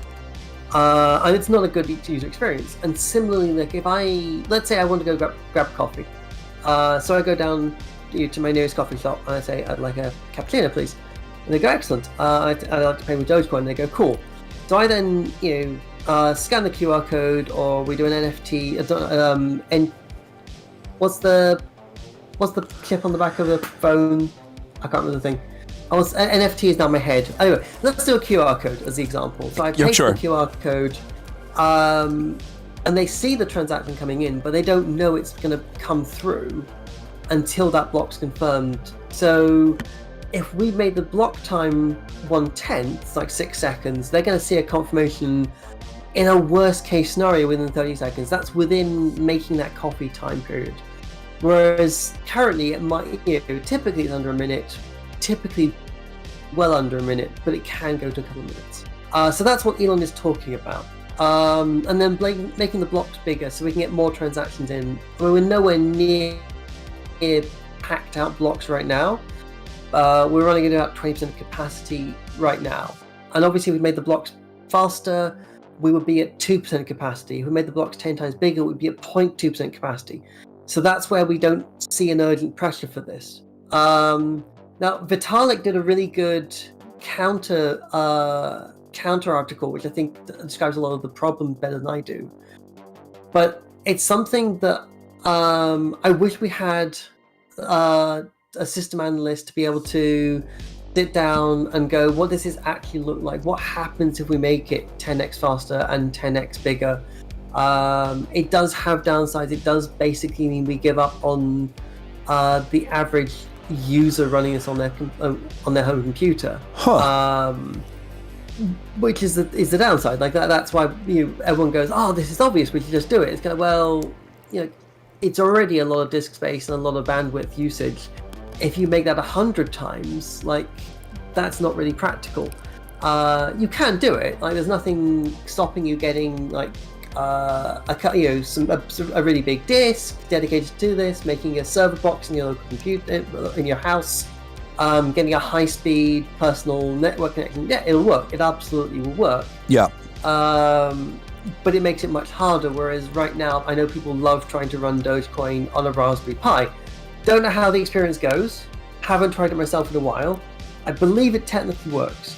Whereas you make it 100x. Obviously, it's now server class hardware, high-speed network connections, all this sort of thing. So that's kind of the two sides to that. And I'm not going to come down for either side, but I'm going to say this is the complex trade-offs that are being talked about. You could get it much faster acknowledgements, make it much easier to use day to day, but at the downside of you basically give up on the average person running it locally. Ethereum's kind of closer to that model. Yeah. So I could possibly be controversial. I do have an Ethereum node.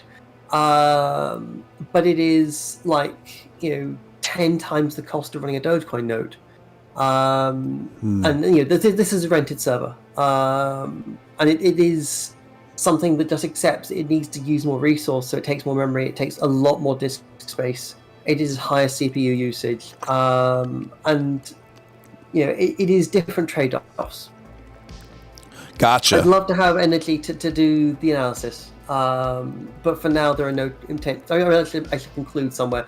There's no intention to change beyond the fees right now. Gotcha. What about Doge-related smart contracts? What is the what level of possibility are we talking about here? And if so, if you could put a general timeline on it, where would you put it?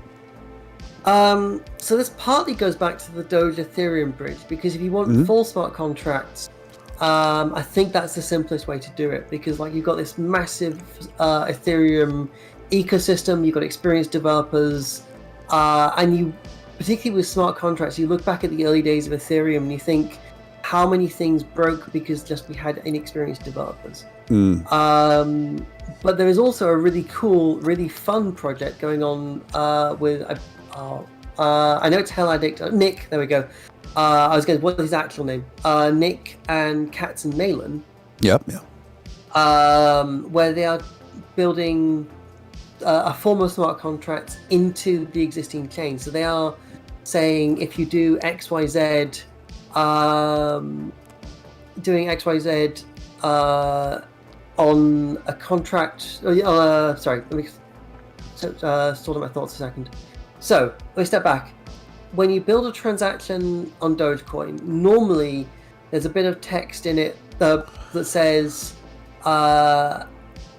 to unlock this, you need to provide this public key and a signature that matches this summary of what that public key should. So it's, and then when you actually spend it, you produce the public key, which is then checked against the hash that was in the initial output. Yes. And you provide a signature based on that, on the private key from that public key, and the system verifies it. But you can put other things in there, so you can simply say at the end, and I'm done, and then keep writing data in. So the code will stop executing in the original format, but then you can put, and I believe this is the plan with Katzenmillan and Nick, just cute emoji, and those emoji can have intent and meaning, and let you do things. And I don't know exactly what they're targeting, but again, it's a really, I think there's a lot of, we underestimate how much just little things can make a big difference. I think a brilliant example is I spent most of May, I literally took the month off between two different jobs, and spent the entire month heads down pushing 121 forward. Got it to the point that new by this, and people are kind of, yeah, this is cool, like, and that was fine, like everyone's, this is cool.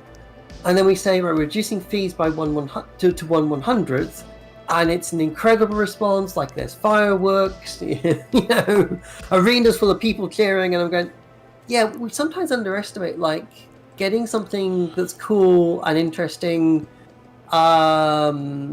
working can be much better than necessarily going full, just having every single possible thing. And in particular, like, and it's a good question, like I get a lot, like we talk about these bridges and then people go, so what does that let us do? And I went, bounties, decentralized finance. But I think there is this sort of thing with smart contracts that people go, we should have them, and then there's a bit of a, what do we want to do with them? And if we get something in that lets you do cute little bounties, or you do just more interesting things with tips on the blockchain, that's super powerful without necessarily needing to be, Ethereum, and we don't need to be able to do breedable pets on a blockchain or anything. Sorry, I was trying desperately to avoid the actual specific name there, just in case the company objects. Everyone knows what I'm talking about, but I don't actually have to name them. No worries. Marcus Lidke, $5 or £5 super chat. Thank you, sir. Good morning from Germany. Diamond hands forever until we are one. Stephen, thank you for last night's stream with Nick and Miles G. Thank you, Marcus. Appreciate you, and thank you for joining us from Germany. Guys, you are listening to your man, Real Deal Steven Steele, coming to you live for this special edition with special guests. My very special guest, legendary Dogecoin core contributor, Ross Nicoll, talking about a lot here, tackling a lot here. Ross, if we could pivot maybe to NFTs, your thoughts on them generally? Do you think this technology is just your personal opinion, rather? Do you think this is a thing that's more of a bubble, or do you think there is NFTs are going to be a long-term fixture going forward? Also, do you see any potential relationship going forward between Doge and NFTs? Oh. Okay, so I think there's about 4 questions. So I know, yeah. Take the last one. Sure. So let me give you an example, just sort of relate this to something. So back in 2016, some people may remember there was this massive hype about decentralized autonomous organizations on Ethereum. And everyone, Ethereum price went up to like $1,000, and maybe this is 2017, but that's sort of that time window. But the price went to the roof. The original DAO contract exploded very spectacularly, leading to Ethereum Classics and Ethereum becoming different forks. And just there was a whole bunch of excitement about that ecosystem. And then people went, oh, I think it's a bubble. And, well, there's a long story here. And, sooner or later, crypto winter came along, as it tends to do, and everyone went, oh, we're never going to see that again. And then DeFi comes along, and if you look at DeFi and you go, oh, it's basically rebranded DAO. Like, they've worked out the next step of where that's going. So, taking this back to NFTs, I think we are seeing the first iteration of the technology. And I think, well, technically even the first, again, we go back to breedable pets on a blockchain. We are seeing that sort of technology evolving, and to a degree, the sort of first and a half generation of that technology. So I think it will probably quieten down for a bit while people work out exactly what that looks like and what they want it to look like. And some projects will implode, some will succeed, some will be formed. I'm really excited to see what NFTs look like in 3 years' time. But there's a really interesting one in that I kind of don't get I kind of don't get it. And this is super controversial because I also want to get into NFTs. I don't really get the psychology of wanting a collectible digital. But then, like, I do like that it gets artists paid, and I'm kind of, well, if it works, I'm very much in favor of that. That anything that works out as a model that gets the artist paid. So I'm working with an artist who we are talking about putting a few things into NFTs, and we're currently talking about what would the split on that look like, how does that work, and I think it is really powerful that you have a tool to get the artist paid, and do that in a way that works with how people want to pay artists. And okay, that's great. I think it's really interesting seeing some of the super high value ones go. Like, I mean, there was one that sold for something like, was it? I've got a feeling it was $69 million just for the lols. Yeah, that was my Beeple. That was wild. Yeah, and I am kind of, I don't know if that's ever going to happen again. Is that sustainable? But I think I would love to see NFTs becoming more of a scalable thing. I mean, that's the other thing is, like, obviously everyone has flagged up that the environmental impact on NFTs is a thing, because again, Ethereum is also proof of work mined. So I'm super excited to see Ethereum move to proof of stake, in no small part because it's not my problem to fix it if it breaks.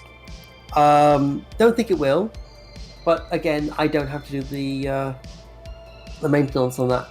And I'm hoping to see in a few years' time that NFTs are more environmentally friendly, easier to use. I'd love to see them have lower on-chain fees. So I don't know if we're going to see things like a layer 2 for NFTs. Like, I don't know if that's potentially a thing that needs to exist. But some way, because I know there was a big thing where everyone was rushing into NFTs, the gas prices on Ethereum went through the roof. Artists to list their coins, list their NFTs, and then to deal with bids were spending a small fortune on gas, and sometimes could actually exceed the money they made. Like, the big high-profile stuff makes lots of money, and that's great, but you get lots of smaller artists trying to sell small NFTs. And are they actually breaking even, let alone making a profit? So, as I said, I think it's an interesting space. Really excited to see where that goes next, but I don't think this is going to be the version that takes off, and it will almost certainly even have a slightly different name.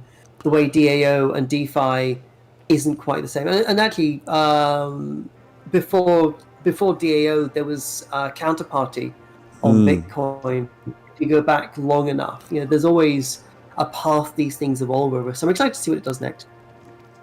Interesting take, and one that I really largely agree with, and pretty much most of everything that you said there, I've said on the show one way or another, albeit not quite as elegantly. But one thing that I've seen, it's that I took away from the way you broke it down there, it sounds like you were implying perhaps that NFTs could quite possibly go back into winter, resurface with a little bit different tinkering, and maybe even another terminology to describe it.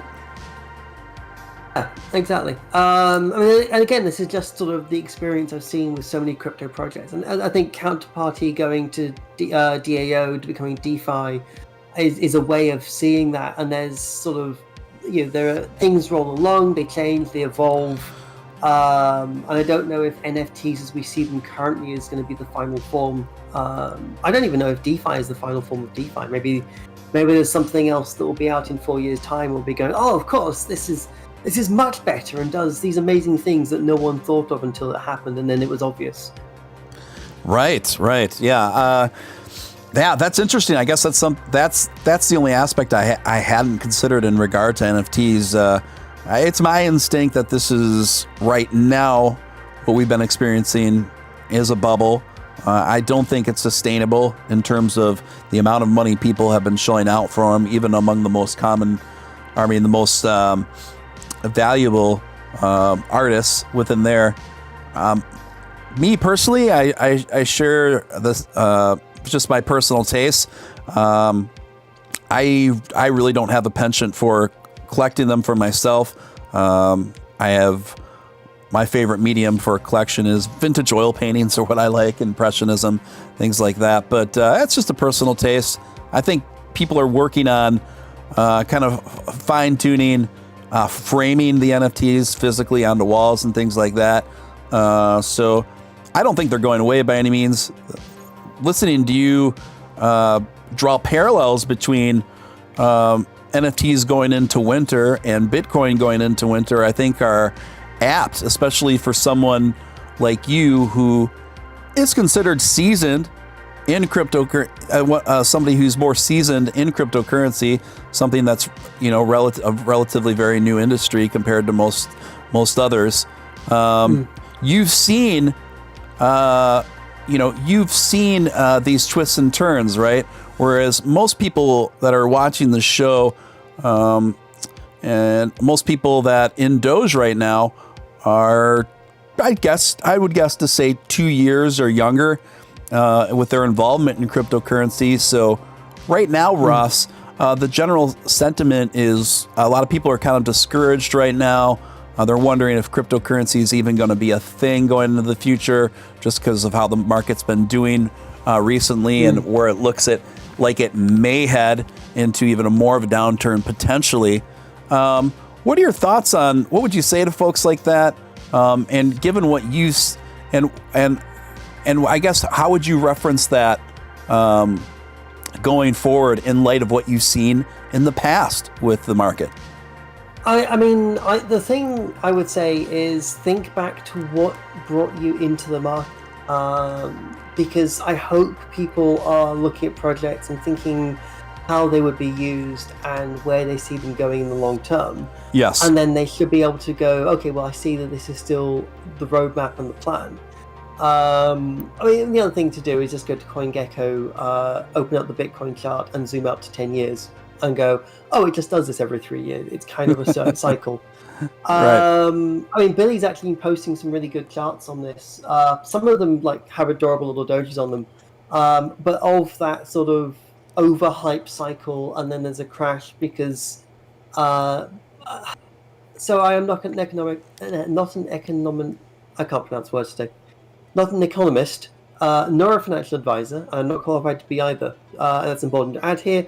But I do see this sort of, people forget that someone has to buy everything. So when you see the price shooting through the roof, what's happening is people are frantically buying. But at some point, people run out of money. I find this really interesting. You see people now going, oh yeah, I've just dropped $15,000 on crypto. And I'm going, where do all of you people have all this spare cash? It's a really interesting one. But I think there is this thing where the market basically runs out of fuel because it stalls functionally. Yes. And it is very depressing, and I don't know how we how we break out of that cycle. But then I think the stock markets, I mean, they've been over 100 years, and you see that same cycle. That if you look at 2018, was it? No, not 2008. Sorry. Oh, I'm getting old. 2008. Take your time. And if you cut the chart at the absolute bottom of that chart and didn't look forward, you'd go, "Oh my goodness, this is the apocalypse. Everything is over. Oh my goodness, whatever. Where are we going?" Right. And then if you zoom out and go, "Okay, this is fine." But beyond that, I would say good projects will do well in the long term, and that's in any space, and that's on average. Like a good project, always something catastrophic can happen. You might have invested in the best technology company ever, and they're amazing, and then a meteorite wipes out their headquarters, and you're a bit, and that's kind of a thing. Is like, that's the other thing I don't like about people investing in just one thing. Is however good project is, however good their team is, however good the space they're going into is, something can always happen, and you should always diversify whatever you're doing. So, and again, we've talked about, I've talked about on stream, I've talked about I have a new job. The new job is with a company that pays a significant part of my income in equity. Mm-hmm. And I was actually just talking to my boss on Thursday and going, like, I see that we have an auto sell program, but they said only 10% of employees use it. Is anyone going to question what I'm doing if I'm just auto selling? And he's like, no, that makes sense, because you should diversify. You shouldn't be in one company. Yes. Whereas a lot of people go, oh yeah, I'm working for this company, so I've got to back this company solely. And to me, it's kind of no. The last thing I want is that their profits take a hit, my equity is down, and they go, oh, terribly sorry, Ross, we need to cut corners, and you're a corner. At the same time, and that's something that, again, like diversify is always a thing I say. But yeah, as I said, like, think about what brought you into the market. It's weird because I say I don't do investing advice. I'm clearly breaking that rule. But the other thing is always invest no more than you can afford to lose. Yes. Because the people who I see making millions, the people who have become millionaires from Dogecoin, are the ones that bought an amount they didn't need to think about and they forgot about it. And like literally, we've seen lots of people, they bought some Dogecoin in 2014, 2015, and they put it onto a phone drive somewhere, or whatever they did with it, and then they forgot until they saw it in the news. Absolutely. 6 years later, went, oh, I got that in a box somewhere, dug it out, and they're now millionaires. Congratulations to them. I'm not. But we're making choices. We make, as I said, we make different choices. We take different risks. But that's how it works. That's actually one of my regular guests on here. Probably my most frequent co-host on here, Nick Balls. He lives in generally the same side of the country over here in the States as I do, and that's what happened with him. He put in $10,000 into Dogecoin in 2014 and literally forgot about it for years. He's just one of those guys. He looked at it and he read about it on Reddit, and he just said he just had an inkling that this was going to do something. He just really had an inkling about it. So much so that he paid for that $10,000 with Dogecoin with a loan that he took out from the bank at the time. So then he put them. Yeah. So And I've had this conversation many times on the show here. I said, what made you do that? He said, I just looked at the utility, and plus I looked at the community, and I said, I honestly just thought between the utility and how funny it was, that it would be something that would just continually catch on. I was like, wow, like how many people would take out a bank loan? And I always put the disclaimer, I don't advise people to invest that way, but he is one of these guys that risked it for the biscuit, and he's now a multi-Doge millionaire consequentially. Yeah. I would definitely say, like, every time I hear someone taking out a loan, any type of loan to invest in anything at all, I know. I'm kind of head between legs, deep breaths. So if you're going to do that, don't tell me you've done it, please. Yeah, and I always feel like I got to give a disclaimer, like, you guys, I don't advise that you do it what Nick did, but then again, we can't not acknowledge that it worked out very well for him, right? So what I will say, what he did exactly what you said, Nick. I mean, yeah, he did exactly what you did, and Ross, you suggested, Ross. He took out the $10,000 loan, but then he didn't waste any time getting right back to work, making money again, to the point where he didn't need that. He paid back the loan and then didn't need to worry about it, right? So he went right back to work. He paid back the loan and then just forgot about it. And then all of a sudden, a couple people that were interested also invested in Doge, hit him up when things started taking off and said, you might want to take a look at your investment now. So that's exactly, listening to you explain that, that's exactly how he did it. And you're right. And that's a very important lesson for all of us, really. And that's kind of how I view, and I even said earlier on the air tonight before you were on, because people have been kind of freaking out. New investors are freaking out right now. I said, guys, do you realize the last time I looked at my portfolio, take a guess. I haven't looked at my portfolio in over 2 weeks. I don't care. Like, pretty much everything in my portfolio, with the exception of the small slice of investments that I do in shitcoins for fun, those are the only ones I actually check more regularly because they're so highly volatile and they're short-termers for me, obviously. But other than that, like, decent utility coins, particularly ones in the top 10, top 20, I'm not really concerned about those for quite some time. I don't even check them that often. I don't know how often you check your portfolio, but I don't check mine every day. I was going to say, so, I mean, I am very much a do what I say, not what I do. So I check mine every 2 to 3 minutes. Do you really? Also... It's so funny. And this is why I'm not a millionaire. Like, what I'm saying here is learn from my mistakes. Like, but I mean, this is. I laugh, but it is kind of like, learning from my mistakes is, I think, a really good thing. Like, but then I know that I don't have the temperament to be able to let go. That I say every 2 to 3 minutes. It's not that bad, but it is. I do check my portfolio morning and evening. And I shouldn't. Like, I should not look at it. I should just forget about it. But because I can't, I know that I'm going to stress about it, and that limits how much I can put into it, because otherwise I will panic some. And that's me. I'm actually going to do a quick personal story. I hope that's really okay.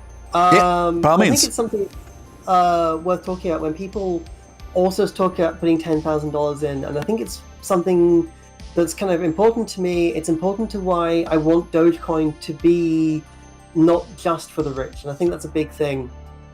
And this goes back to 2013. So I was going through so I say rough time in my life, it sounds wrong, but I was going through a difficult career change. I was trying to move from my old career track onto software engineering, and I ended up staying on a friend's floor for 3 months. And then, while I wasn't broke per se, had massive cash flow issues, to the point that, like, I was, buying food was a very difficult exercise in working out nutritional value per for money kind of level. Like, it was a very rough time.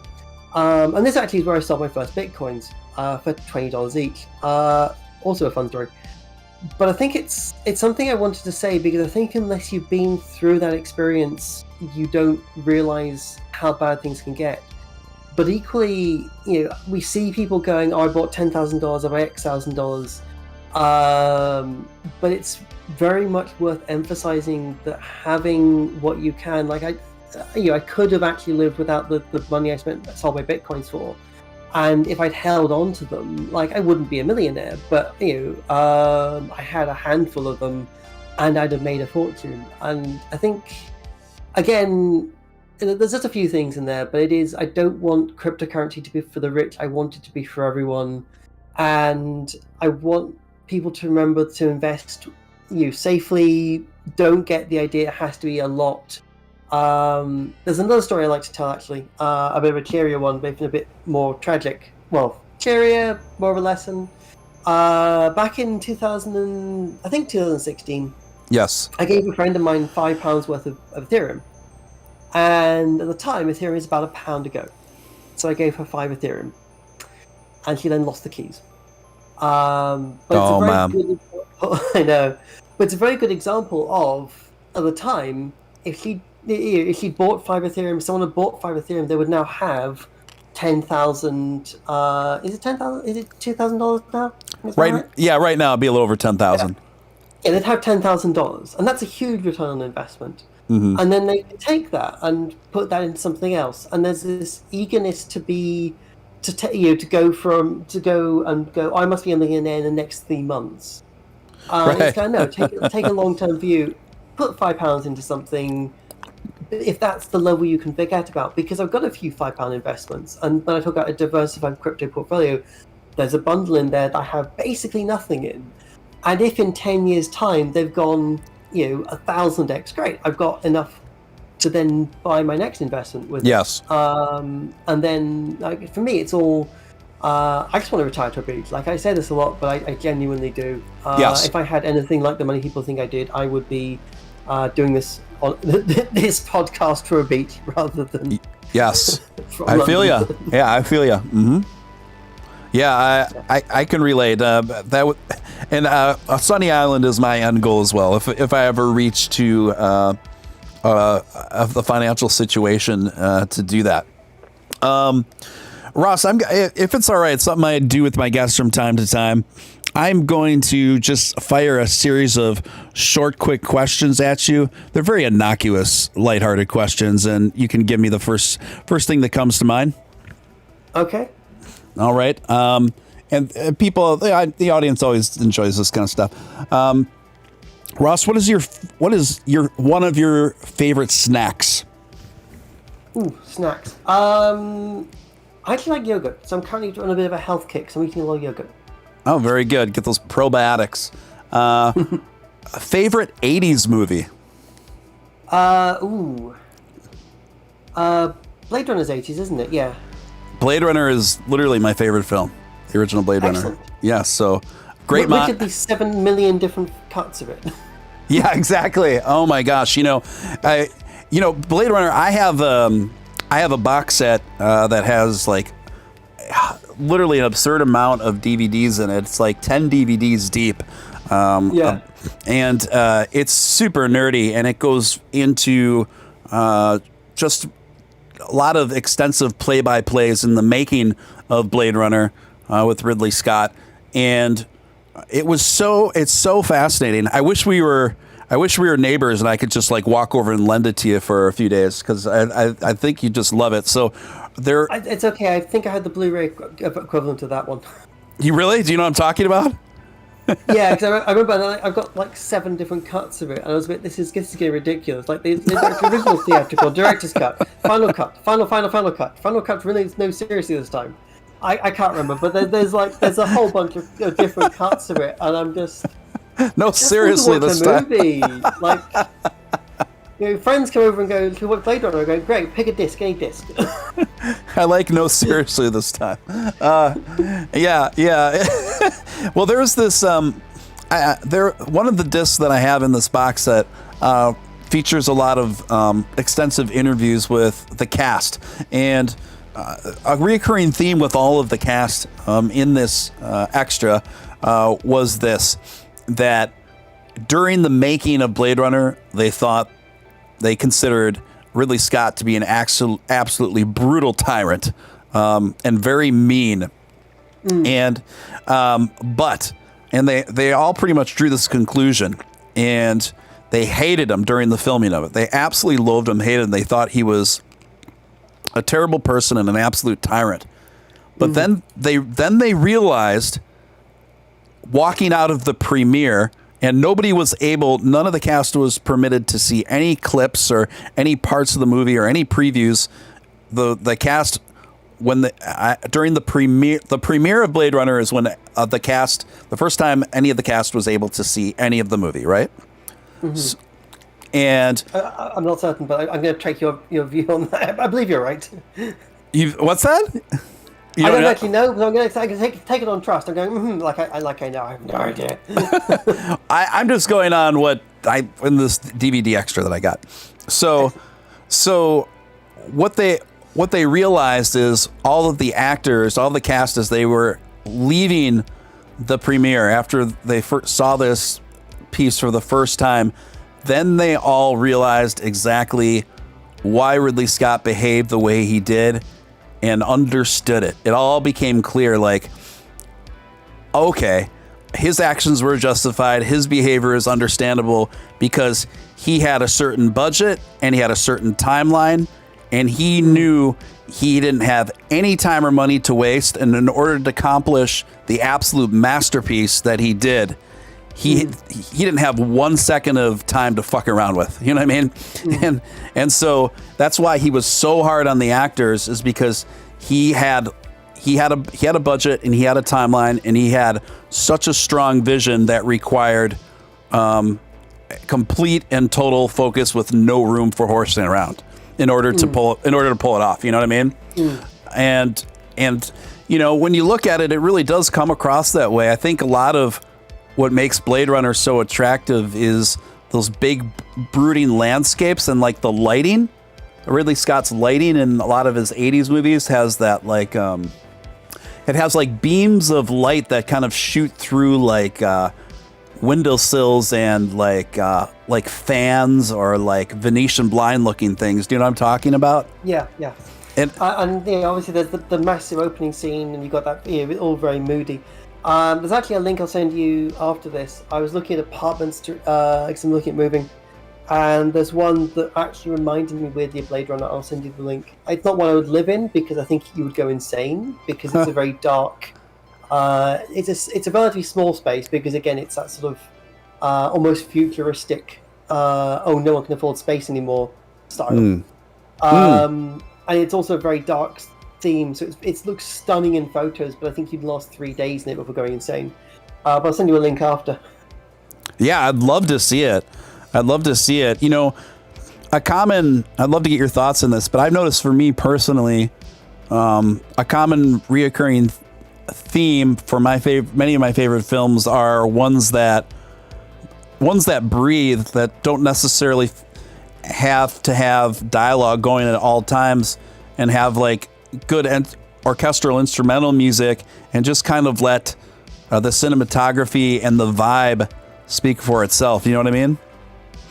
And it's kind of like, now I feel like it's much harder to find films made like that because there's such a pressure among the film companies that fund these sort of big ventures to constantly putting in like just super over the top high action explosion, tons of dialogue flying, which is unfortunate in my opinion, because I don't think that's synonymous with making a good film, you know? I mean, it's a very tricky one, and there is a practicality to it. And I actually weirdly ended up doing a statistical analysis for a random where they just gave us a bunch of data on films and how they were made and the budgets and all sorts of things, and then how they performed in box office. And you look at it, sequels that are very high budget are just on a whole new different level of success to anything else.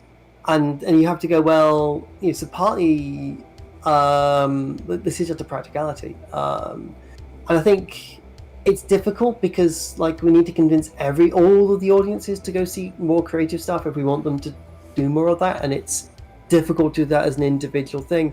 But the other thing is, like, obviously see if you can find somewhere that's doing sci-fi short films or that sort of thing.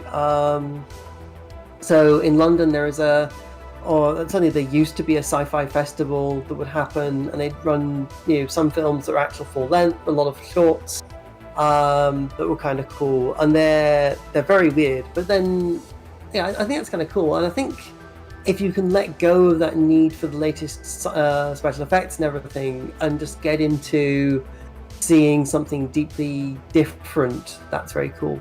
I'm also going to shout out to the Vaults Festival, which I think is actually doing a weird summer version of itself, but normally it's in the start of the year in London.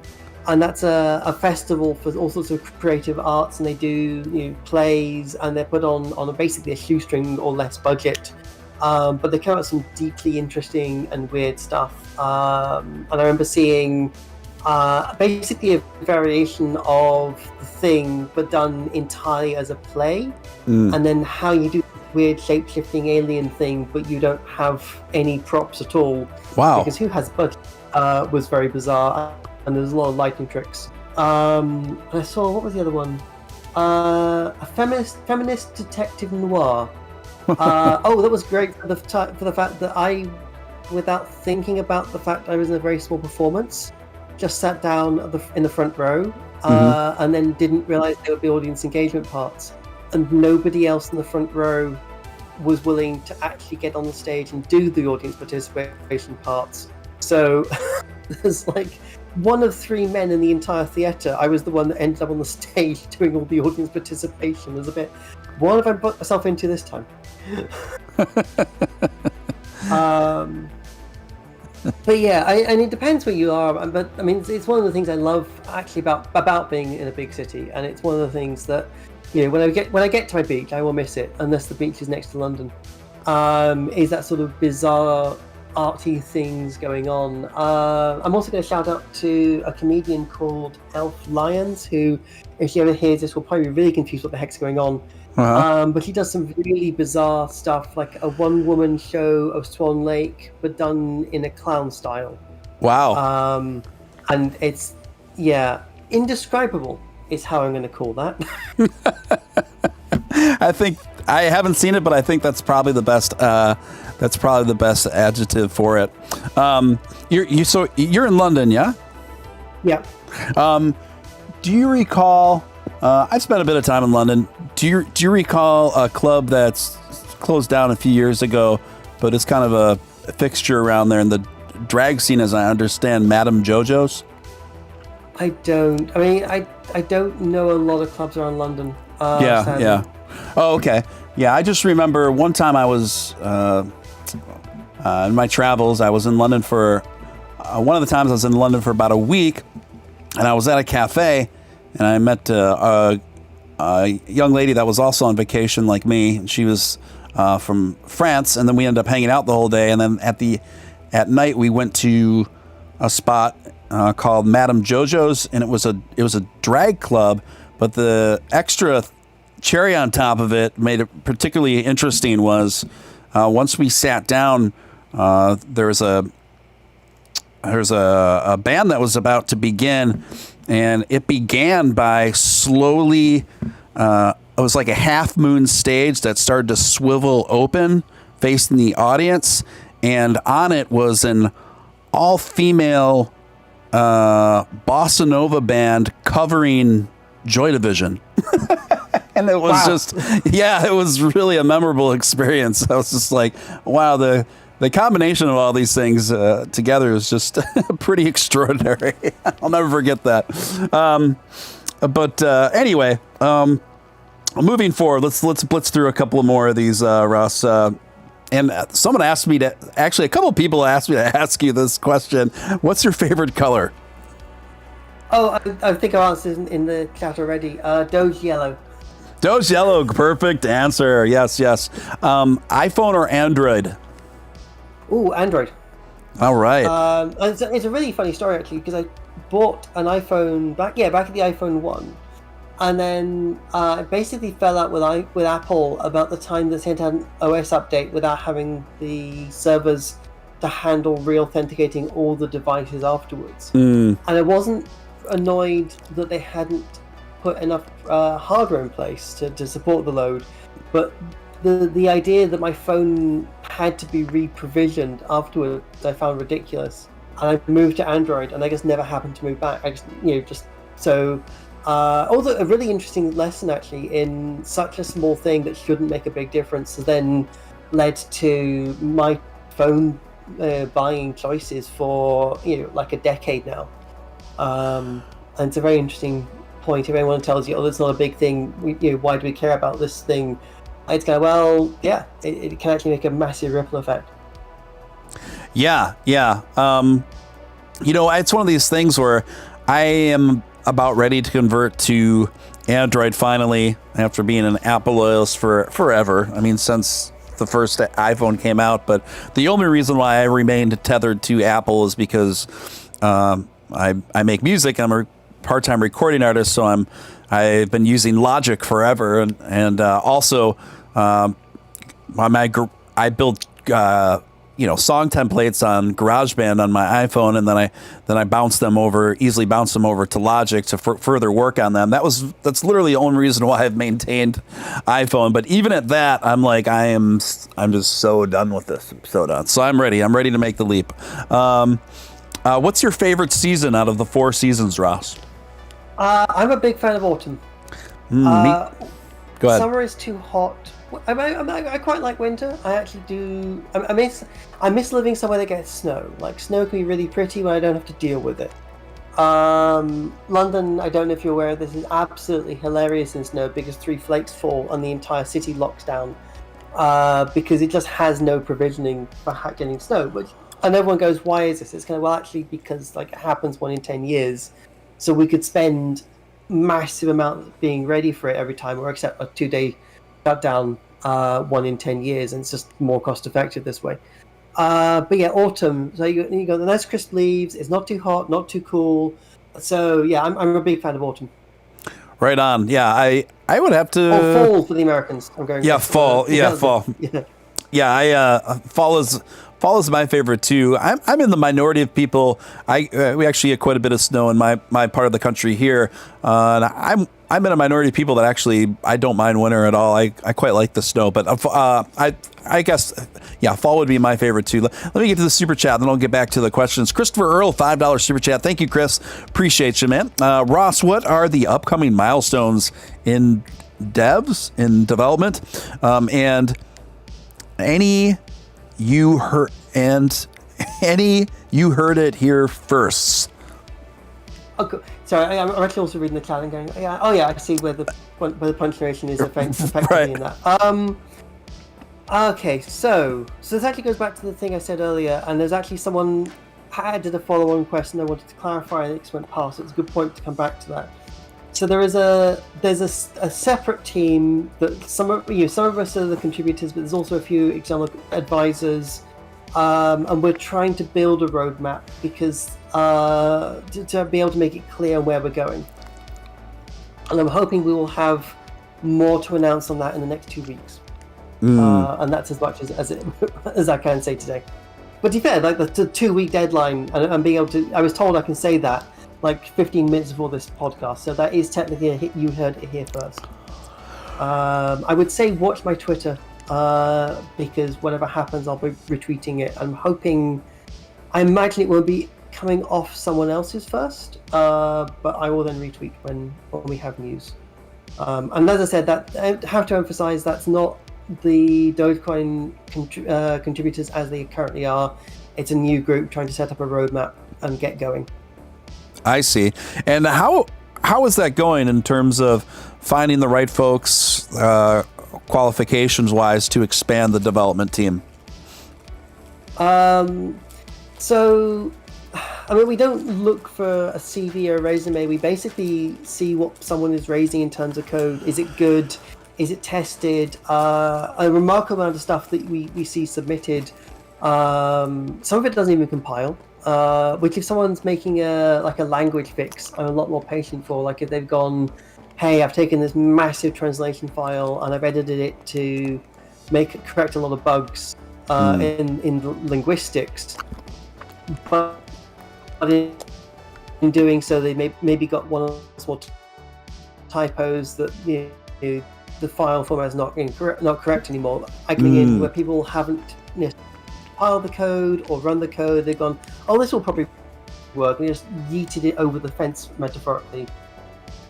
Got it. And that kind of puts us off a lot.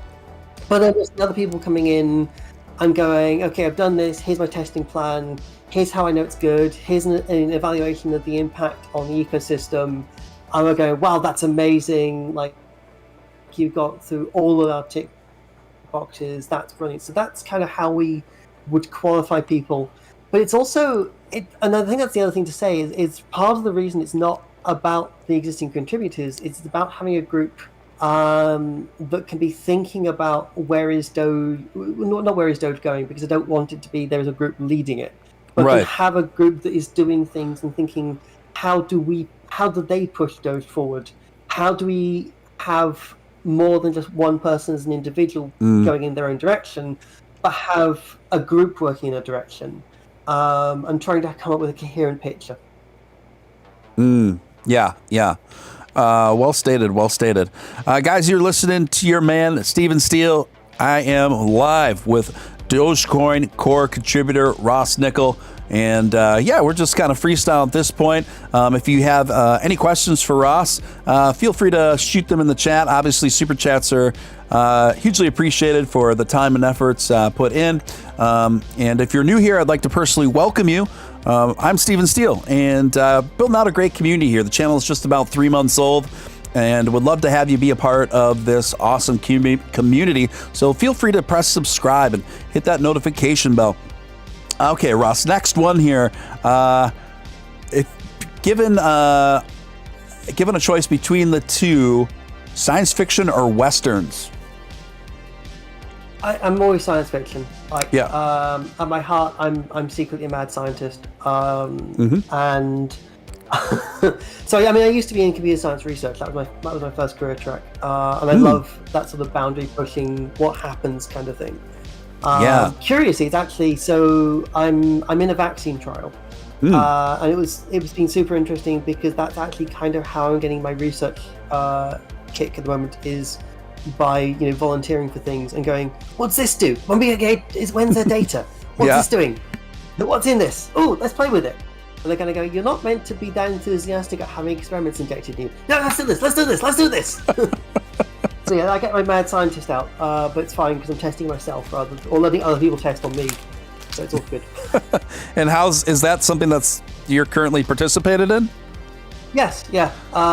So I went in, I think February, and they did blood tests, blood pressure, all these things, and then they injected me with, at the time I didn't know if it was saline solution or the real vaccine, and then I got a second shot in March, and then in April they went, well, we've got the preliminary data we need, so because it's much more important everyone is vaccinated than we get further data, they actually unblinded all of us. So it turns out I was actually vaccinated in February and March, which was really good.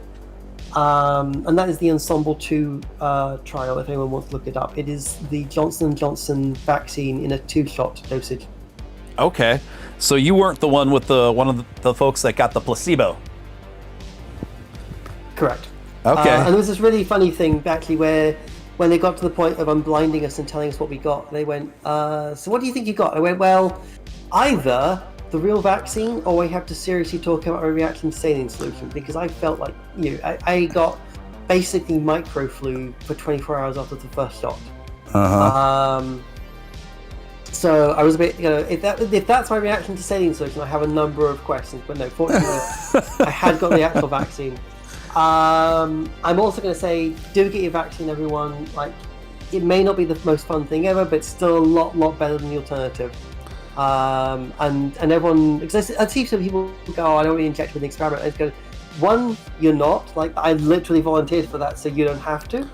And two, your risks are much, 1/100th of not having it. So compared to not having it, so just get the vaccine, people, if you can. Obviously, if there's medical reasons you can't, fully understand that. Yeah.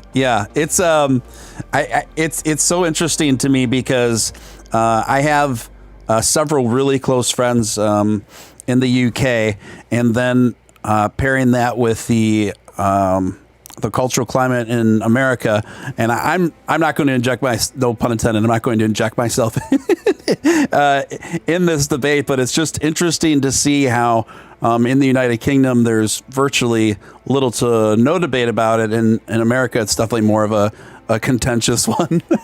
It's just an interesting observation, put it that way, between the cultures. Beer or vodka, Ross? Vodka. I'm weirdly not a big fan of beer. Me either. Yeah. I pick it like I want to call it lemongrass vodka, but I can't remember the actual brand name. But there's a really good lemongrass vodka. Particularly mix it with apple juice, which is something a Russian taught me, and therefore I'm considering it as an entirely valid mix. Wait, you like so you're one of your drinks of choice is apple juice and vodka? It's not something I go to regularly. Like I'm British, and therefore obviously I have to go for gin and tonic. Like it's just a thing. Hang on, let me. Sorry, apologies for typing. Let me see if I find this vodka and send you the link. Okay, I can't find the one I'm looking for quickly, but yeah, remind me later. I will find it, or I'll go talk to the friend who introduced me and go, "What was the name of the vodka?" But yeah, I would same vodka. I've never been a big beer fan. Pizza or tacos? If you had to choose one. See, I think everyone's going to know I'm going to go for pizza, but I'll probably put really weird things on top of it. Uh-huh. Have you seen this thread on Twitter where I announced someone was putting out bizarre pizza toppings, and I went, "Yeah, I used to put tuna and banana on pizza." And What? that's how my Twitter followers. I swear it worked. It's kind of a savory, salty. It's a sweet and salty mix. It does work. It's like popcorn. Like you think salt and sweet on popcorn will be nuts, but it does kind of work. So I actually kind of want to do a bizarre pizzas stream sometime. But I need to get a co-host because I need someone else to come in and witness this. Yeah. And my go-to choice when this is a great plan, apart from the bit where I'm trying to lose weight, so no, I'm not eating pizza. And I was a bit, well, technically he said trying to stay healthy, so I'm not eating pizza. But right, need to find someone else. So when I find a co-host for that, I will do a bizarre pizza stream. Did you say you have tried and made tuna and banana pizza? Yes. Wow. I would so it is pizza based with tomato, then tuna, then banana, no cheese. I swear it works. Is there any marinara sauce? No, that's it. Just tuna, banana, pizza, and tomato. Okay, so there's no tomato sauce. Oh, sorry. Yes, sorry, I misheard you. Yeah, so there is a tomato. You put the puree over the base. Okay. And then put chunks of tuna on top of that, and then sliced banana. I gotta say, I will do this on stream, and you can watch it, and then people can go, "Yep, he's totally insane." I had an ex who liked mango and chili pizza. that doesn't sound as crazy to me as tuna and banana, but I gotta say, without the cheese, it definitely sounds more palatable to me. But I'm realizing that you need to emphasize don't put cheese on it, otherwise it gets weird. Mm-hmm. Like I'm sure you could do it. I'm sure there's some combination. Like you'd be basically making a tuna melt with banana. No, don't do that. Actually, now that I think about it, no. Even for me, that's too weird. Like there's a line, we've gone over it. Oh, it's just gonna go back in. Someone said, "How about Christmas pizza?" And I went, "Well, yeah, you could probably do that, replacing the tomato sauce with cranberry sauce, but drizzle it so it's not too much, and then put turkey and I was thinking stuffing, but actually, if you put sausage on it, I think that could work." Yeah, I see. So you're gonna do future streams with making and consuming bizarre pizza? That is the plan, if I can find someone to co-host it with me, because like if I just do this to myself, everyone's just going to go, yeah, it's not that exciting. If I've got someone else to come in and be a second witness to whether it's worked or not, I think that's much more impressive. Well, I would be happy to offer my talent sometime. I will hype up your bizarre pizza stream and just keep people. I could keep people totally enthralled and engaged, Russ. Well, I was going to say, I kind of need to taste it. That's the tricky part. Oh, okay. You need I get it. Right. Because again, I've got someone here who's very happy to come on stream, would make an excellent co-host. Got it. Yep. But has gone. Yeah, I'm trying to. But it's gone. Well, I'm trying to stay in shape, and that's not going to really work. I'm about That's the problem with asking the hot friend. Is of course like they're the ones also want to not eat pizza. Damn it. So, do you have any ideas for any future bizarre pizzas that you want to make? But I think the Christmas one is worth an experiment, and that is. Someone said cake pizza, and I was trying to work out how that could work. Because I'm thinking if you lightly just sort of again a drizzling effect with the icing. Yeah. But then what would you put on it? Would you try making like a Victoria Sponge-esque thing where you put maybe jam on it? I don't know. That's a tricky one. Everything I think of is getting too much, and that's the problem. Is you need something to balance out that sugar and that sweetness. And you definitely, I wouldn't want to try putting the sugar in the dough because it will just then it will change the entire texture of the whole thing. It doesn't work. So that's a good puzzle. Like, we're working on that one. Yeah, I agree. And you need something to balance out that frosting. For me, it's always been quite disgusting when I just can't relate to people that can just straight up eat frosting. I need that frosting to be modestly layered with some good caking and flour and eggs. You know, I can never relate to people that are just like, oh, I just love frosting. I'm like, oh, I get sick to my stomach hearing about that. Go ahead. Hang on, I think I've got it. Like, as long as you're eating small slices of it, I'm thinking maybe you put, instead of tomato sauce, you put very like super dark chocolate on it and then drizzle icing over it, and you eat it almost like in very small chunks, like you might actually and then I'm thinking cut it up. I almost want to freeze it, so you end up with something that you is pre-cut into little pizza bites, and then you take one out of the freezer and eat it. I may be insane. You know what? Yeah. It's either we might both be insane, but that actually sounds pretty decent to me. That preparing it that way too and serving it that way, that actually sounds like to me that sounds like that could be pretty appetizing, honestly. I mean, there's probably an easier way of doing this, where you just get something like some really good brioche, and like and warm up some dark chocolate, like fondue style, and just be able to do dipping. That's probably the much easier equivalent of that, though. Correct. Agreed. Yeah. Could I get your thoughts on BSC tokens? Do you see a scenario in which, obviously the market's completely flooded with them right now, but most of them won't last a few years, but could you see a scenario wherein a couple of these, a very select few of them, could break out and stand the test of time and find an audience that's sustainable? I mean, I think the biggest question for me is, like, what is BSC? Like, to me, it's such a weird position to be in, that it's a decentralized blockchain, except it's all centralized on one company. So I think if BSC finds a long-term market niche it makes sense in, then do I think some of the tokens could survive? Yeah, I think absolutely, just out of numbers if nothing else.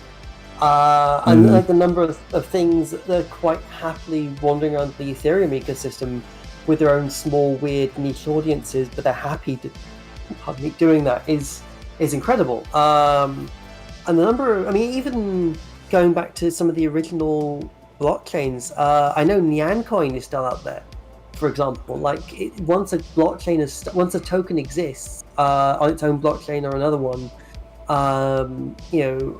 actually fully dying is incredible. Do I think they'd be the next big thing? Probably not, without some sort of dedicated plan. I mean, certainly the big thing I see with a lot of these is there's kind of a plan for why they go, oh yeah, if you get this, we'll give you more of them, and then you have more value, and then people rush into them. And to me, I'm just kind of, great, what's your long-term plan? Are you just going to keep issuing them, or is there a finite supply? When that supply runs out, are you going to stop giving them away? If they're promising you 10% or whatever per year, right? Where is that coming from? What's that number going to be in 10 years? And why do I want why do I want that in 20 years' time? Is my questions. And I think actually that comes a little bit back to the NFT thing, that sometimes people just want things to have them and say they were there, and that's fine, but as long as they acknowledge that's why they're doing it. I think this expectation that things will infinitely grow without ever having a use case, I think that's very dangerous. I agree.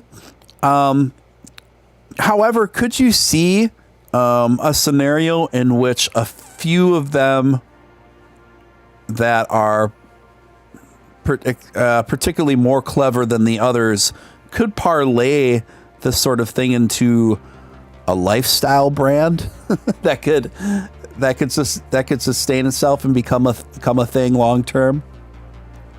Like I haven't looked at the technology underneath all of them, and I think looking at ERC20 tokens, because I've been digging into those quite recently. Yeah. And realizing that even if it launches with a very limited structure, you can always say, well, we're going to do a one-to-one replacement offer of this token we launched earlier for a new version with some cool tech. And could you I don't see any reason, for example, you couldn't bridge BSC to any other blockchain. So if BSC is not the one true blockchain, and something else is, and maybe that's not Ethereum, maybe because I think when Bitcoin launched, everyone went, this could never be replaced, and Ethereum launched, and that's massive. But maybe in a decade's time we'll be going, Ethereum, I remember that in a museum once. Like, I don't know. But I think you could see bridges, you could see them evolving the token, bringing out new tokens, but I think they need to have a clear where's that going, and I think that's something I don't see present. Also, without again naming the token in question, although I'm sure people can very quickly go research this and figure out what I'm talking about, I'm very disappointed that there is so much of an enthusiasm for tokens that have literally been put together by a team that just had to go pay someone else to build the token. Because I see people go, this token's amazing, and I look at the code and go, guys, it literally has a link to the auto generator they used to build it. They had no development resources at the time. Right. Even though they do seem to have picked them up since then. And I think could some? Absolutely, but unless you're actually reading the contract, looking at the long-term plan, thinking of the economics, I think you're basically buying lottery tickets. And there's nothing wrong with that, but except you're buying a lottery ticket and hoping. It goes actually back to you spend $5 thing. Like, could you buy $1 worth of 100 random weird tokens on BSC, and some of them do well? Probably. Honestly, it's not a bad model if you want to do that. I just buy lottery tickets directly. But Yeah, it's one of these things where I've put out a couple of videos about this topic, and my position's always been the same in regards to BSC tokens, and that is generally, I'm not like a Puritan where I don't say or think people shouldn't invest in them at all, because it can be fun and it can be profitable, but I also tell people this is extremely high risk, high volatility sector of the crypto market. I refer to any token that requires pancake swap to acquire it as part of the red light district of crypto. And with that in mind, people just need to be mindful. To me, what's most important, Ross, is not whether or not people invest in BSCs, but that the investor knows what they're getting themselves into. So what I do take issue with is when I see certain projects that have marketing efforts that seem to deliberately mislead potential investors to thinking that it's much more than what it is. I think that's, you know what I mean? I think that's definitely a thing, yeah. And there's lots of them that go, yeah, we're going to be amazing. We've got no detailed plans on how we're going to be amazing. But just give us our money. Give us your money. And I think there's also, there's a very much a survivorship bias in cryptocurrency. People see the people who make millions and they go, I could totally do that. But the people who put all that money in and don't get anything back, they just 90% of them drop out of the ecosystem. I was actually thinking about this last night and going, yes, Billy and I, who have been in this a long term, never really made a lot of money, just kept rolling along gently without anything eventful happening to us. We're very much a very, very, very small sector. The majority of people who come in buy the wrong thing, and it goes to to 100th of the price they bought it at, and they just leave. Nobody sees them, and people forget that. And suddenly, that's the other thing. Is like if you buy a BSC token and it goes up 100 times, and you sell it, and then it crashes 100 times, the money you received came from someone who bought at the top. So I think that's partly, that's part of why I just wouldn't touch them. And again, as I said earlier, I check my portfolio way too much. I don't have the temperament to get into these tokens because I told them too long or too short, and I just make a complete mess. But also ethically, I don't think I'd like them. Yeah. I don't think it'd be bad saying that. Yeah. Pretty well stated. And, so I tell people I'm not a Puritan on it, but at the same time, I do advise that you should, if you're going to invest in these, that make sure you're only spending like a sliver of your allotted portfolio amount into these things, and make sure that obviously it's money you're cool with losing if that happens. But other than that, I'm not saying, and another reason why I don't draw a hard line saying absolutely not is because I have a couple actually community members here that have made life-changing amounts of money messing with these things. So, and there are people that were really hurting. One guy, actually, he's been with me since the beginning as a viewer. He became, he's been struggling with serious health issues in the hospital, and he became a millionaire off of one of these knockoff tokens, from his hospital bed. And I can't deny people's accomplishments and successes, and far be it from me to judge them or to advise them against rolling the dice and making that happen for themselves. And I obviously am very happy for them. You know what I mean? So it's but at the same time, I really warn people, about it. So it's a balance. It's a balance. So with that in mind, Ross, could you maybe explain? I mean, I think I understand it pretty well. Could you maybe explain what the main things and the main characteristics that differentiate a BSC token from an ERC20? So as I understand it, the basic theory is very much the same. It is literally just the platform they're on. So the main advantage to Binance or BSC is that it has much lower transaction fees at the moment. And again, because it changes from being fully decentralized to being at least partly centralized, makes it easier for them to reduce the costs. It's this is always the trade-off with decentralization, is you are making lots of people do the same work so they can cross-check each other. And if that's the case, then obviously that's more expensive than doing the work once. I don't think there's, hang on, I'm just going to Google. So apologies for the typing, ERT20. Because I think there's, so BEP20 is their equivalent, but they have a very similar equivalent standard for how a token on BSC works, and it's very similar technology. It is just that differentiation of the blockchain. As I said, I don't think this whole centralized decentralized cross works sensibly, and I don't like it personally. But I think it's a brilliant point of the guy who made a life-changing amount. I don't want to say to someone, "Oh, don't invest in this," and then if they do and they make millions, they come back to me and go, "Well, you were clearly wrong," because I'd be a bit, "Well, I can't really deny that worked for you." Right. I can tell you what happens for the average person on a mean average, but I don't know what their risk tolerances are. I don't know how much money they've got to spare. And there definitely are people who've taken risks that I would not have recommended and done very well from it. There are people who've taken risks I would recommended and done very badly from it. But I can't tell you what's right for you. Yeah, and I think that's the most sensible.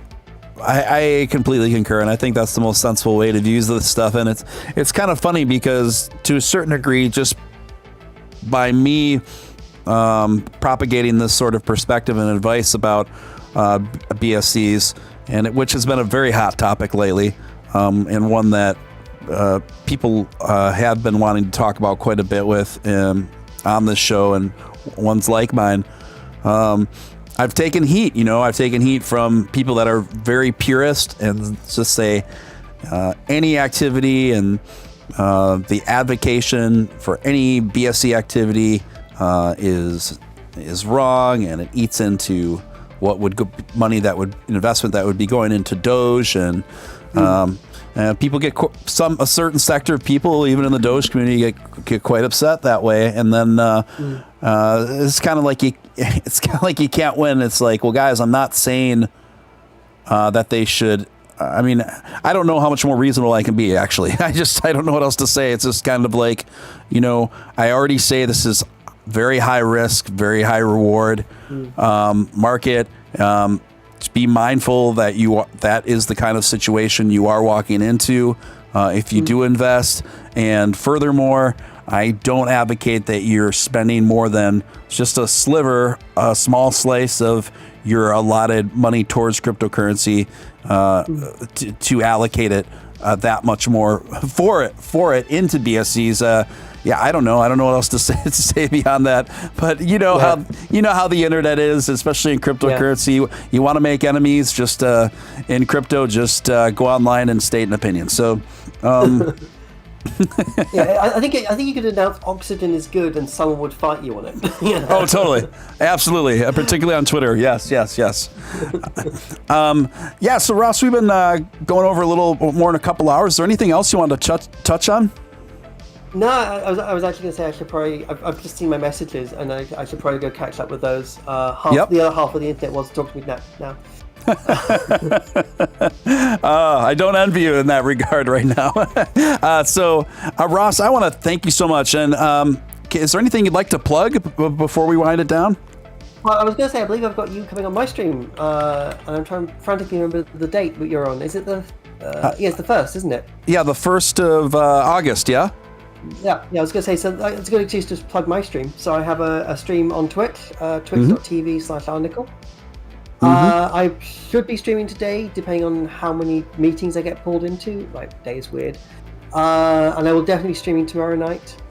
We have got a big stream coming up on the 28th. It's not well timed for the American side people. But that will be 10 a.m. UK on the 28th. That will be the Doge Ethereum Bridge interview. And then, we've got you coming on August the 1st. So, obviously massive guests coming. And that one, August 1st, will be 8 p.m. UK. If that's not the time you're expecting, now's a good time to tell me. Yes, awesome, Ross. And guys, I put Ross's link tree in the chat. So make sure to stay connected with Ross through his ports there. And yes, I will be on Ross Nicoll's Twitch live stream on August 1st. So I will definitely help remind you and keep you posted on that. And Christopher says, $5 super chat. Steele, Ross, and Little Lettuce, thank you for your time. Thank you, Chris. Thank you so much. Wow. Ross, thank you so much for taking time out of your busy schedule to be here again. It's been an absolute pleasure and honor. I really appreciate it. I know the audience does too. It's been fun. And have a great weekend, everyone. Very good. Thank you so much, Ross. Appreciate you, man. And we'll talk soon. Bye. Bye-bye now. Ross Nicoll, everyone. Legendary Dogecoin core developer, gentleman, scholar, and just a brilliant guy. And very pleasant. It's always just a great treat to have Ross on the show. I think very highly of him. And this was a really awesome stream, guys. We've been going since about 12:30, I think we got on. So we're 1:30, 2:30, 3:30. Yeah, pretty good shot here. About 3.5 hour stream. You guys were awesome. Thank you so much for tuning in, each and every one of you. And if you haven't already subscribed to my channel, subscribe. What are you doing? You don't want to miss streams like this. You don't want to miss shows like this. This was a great time. And I believe what we're doing here on this channel is unlike any other content in the crypto space that you will get on the internet. And I think we just got an awesome community that reflects that as well, guys. So again, thank you so much, guys. Appreciate it. Until next time, this is Steele signing out.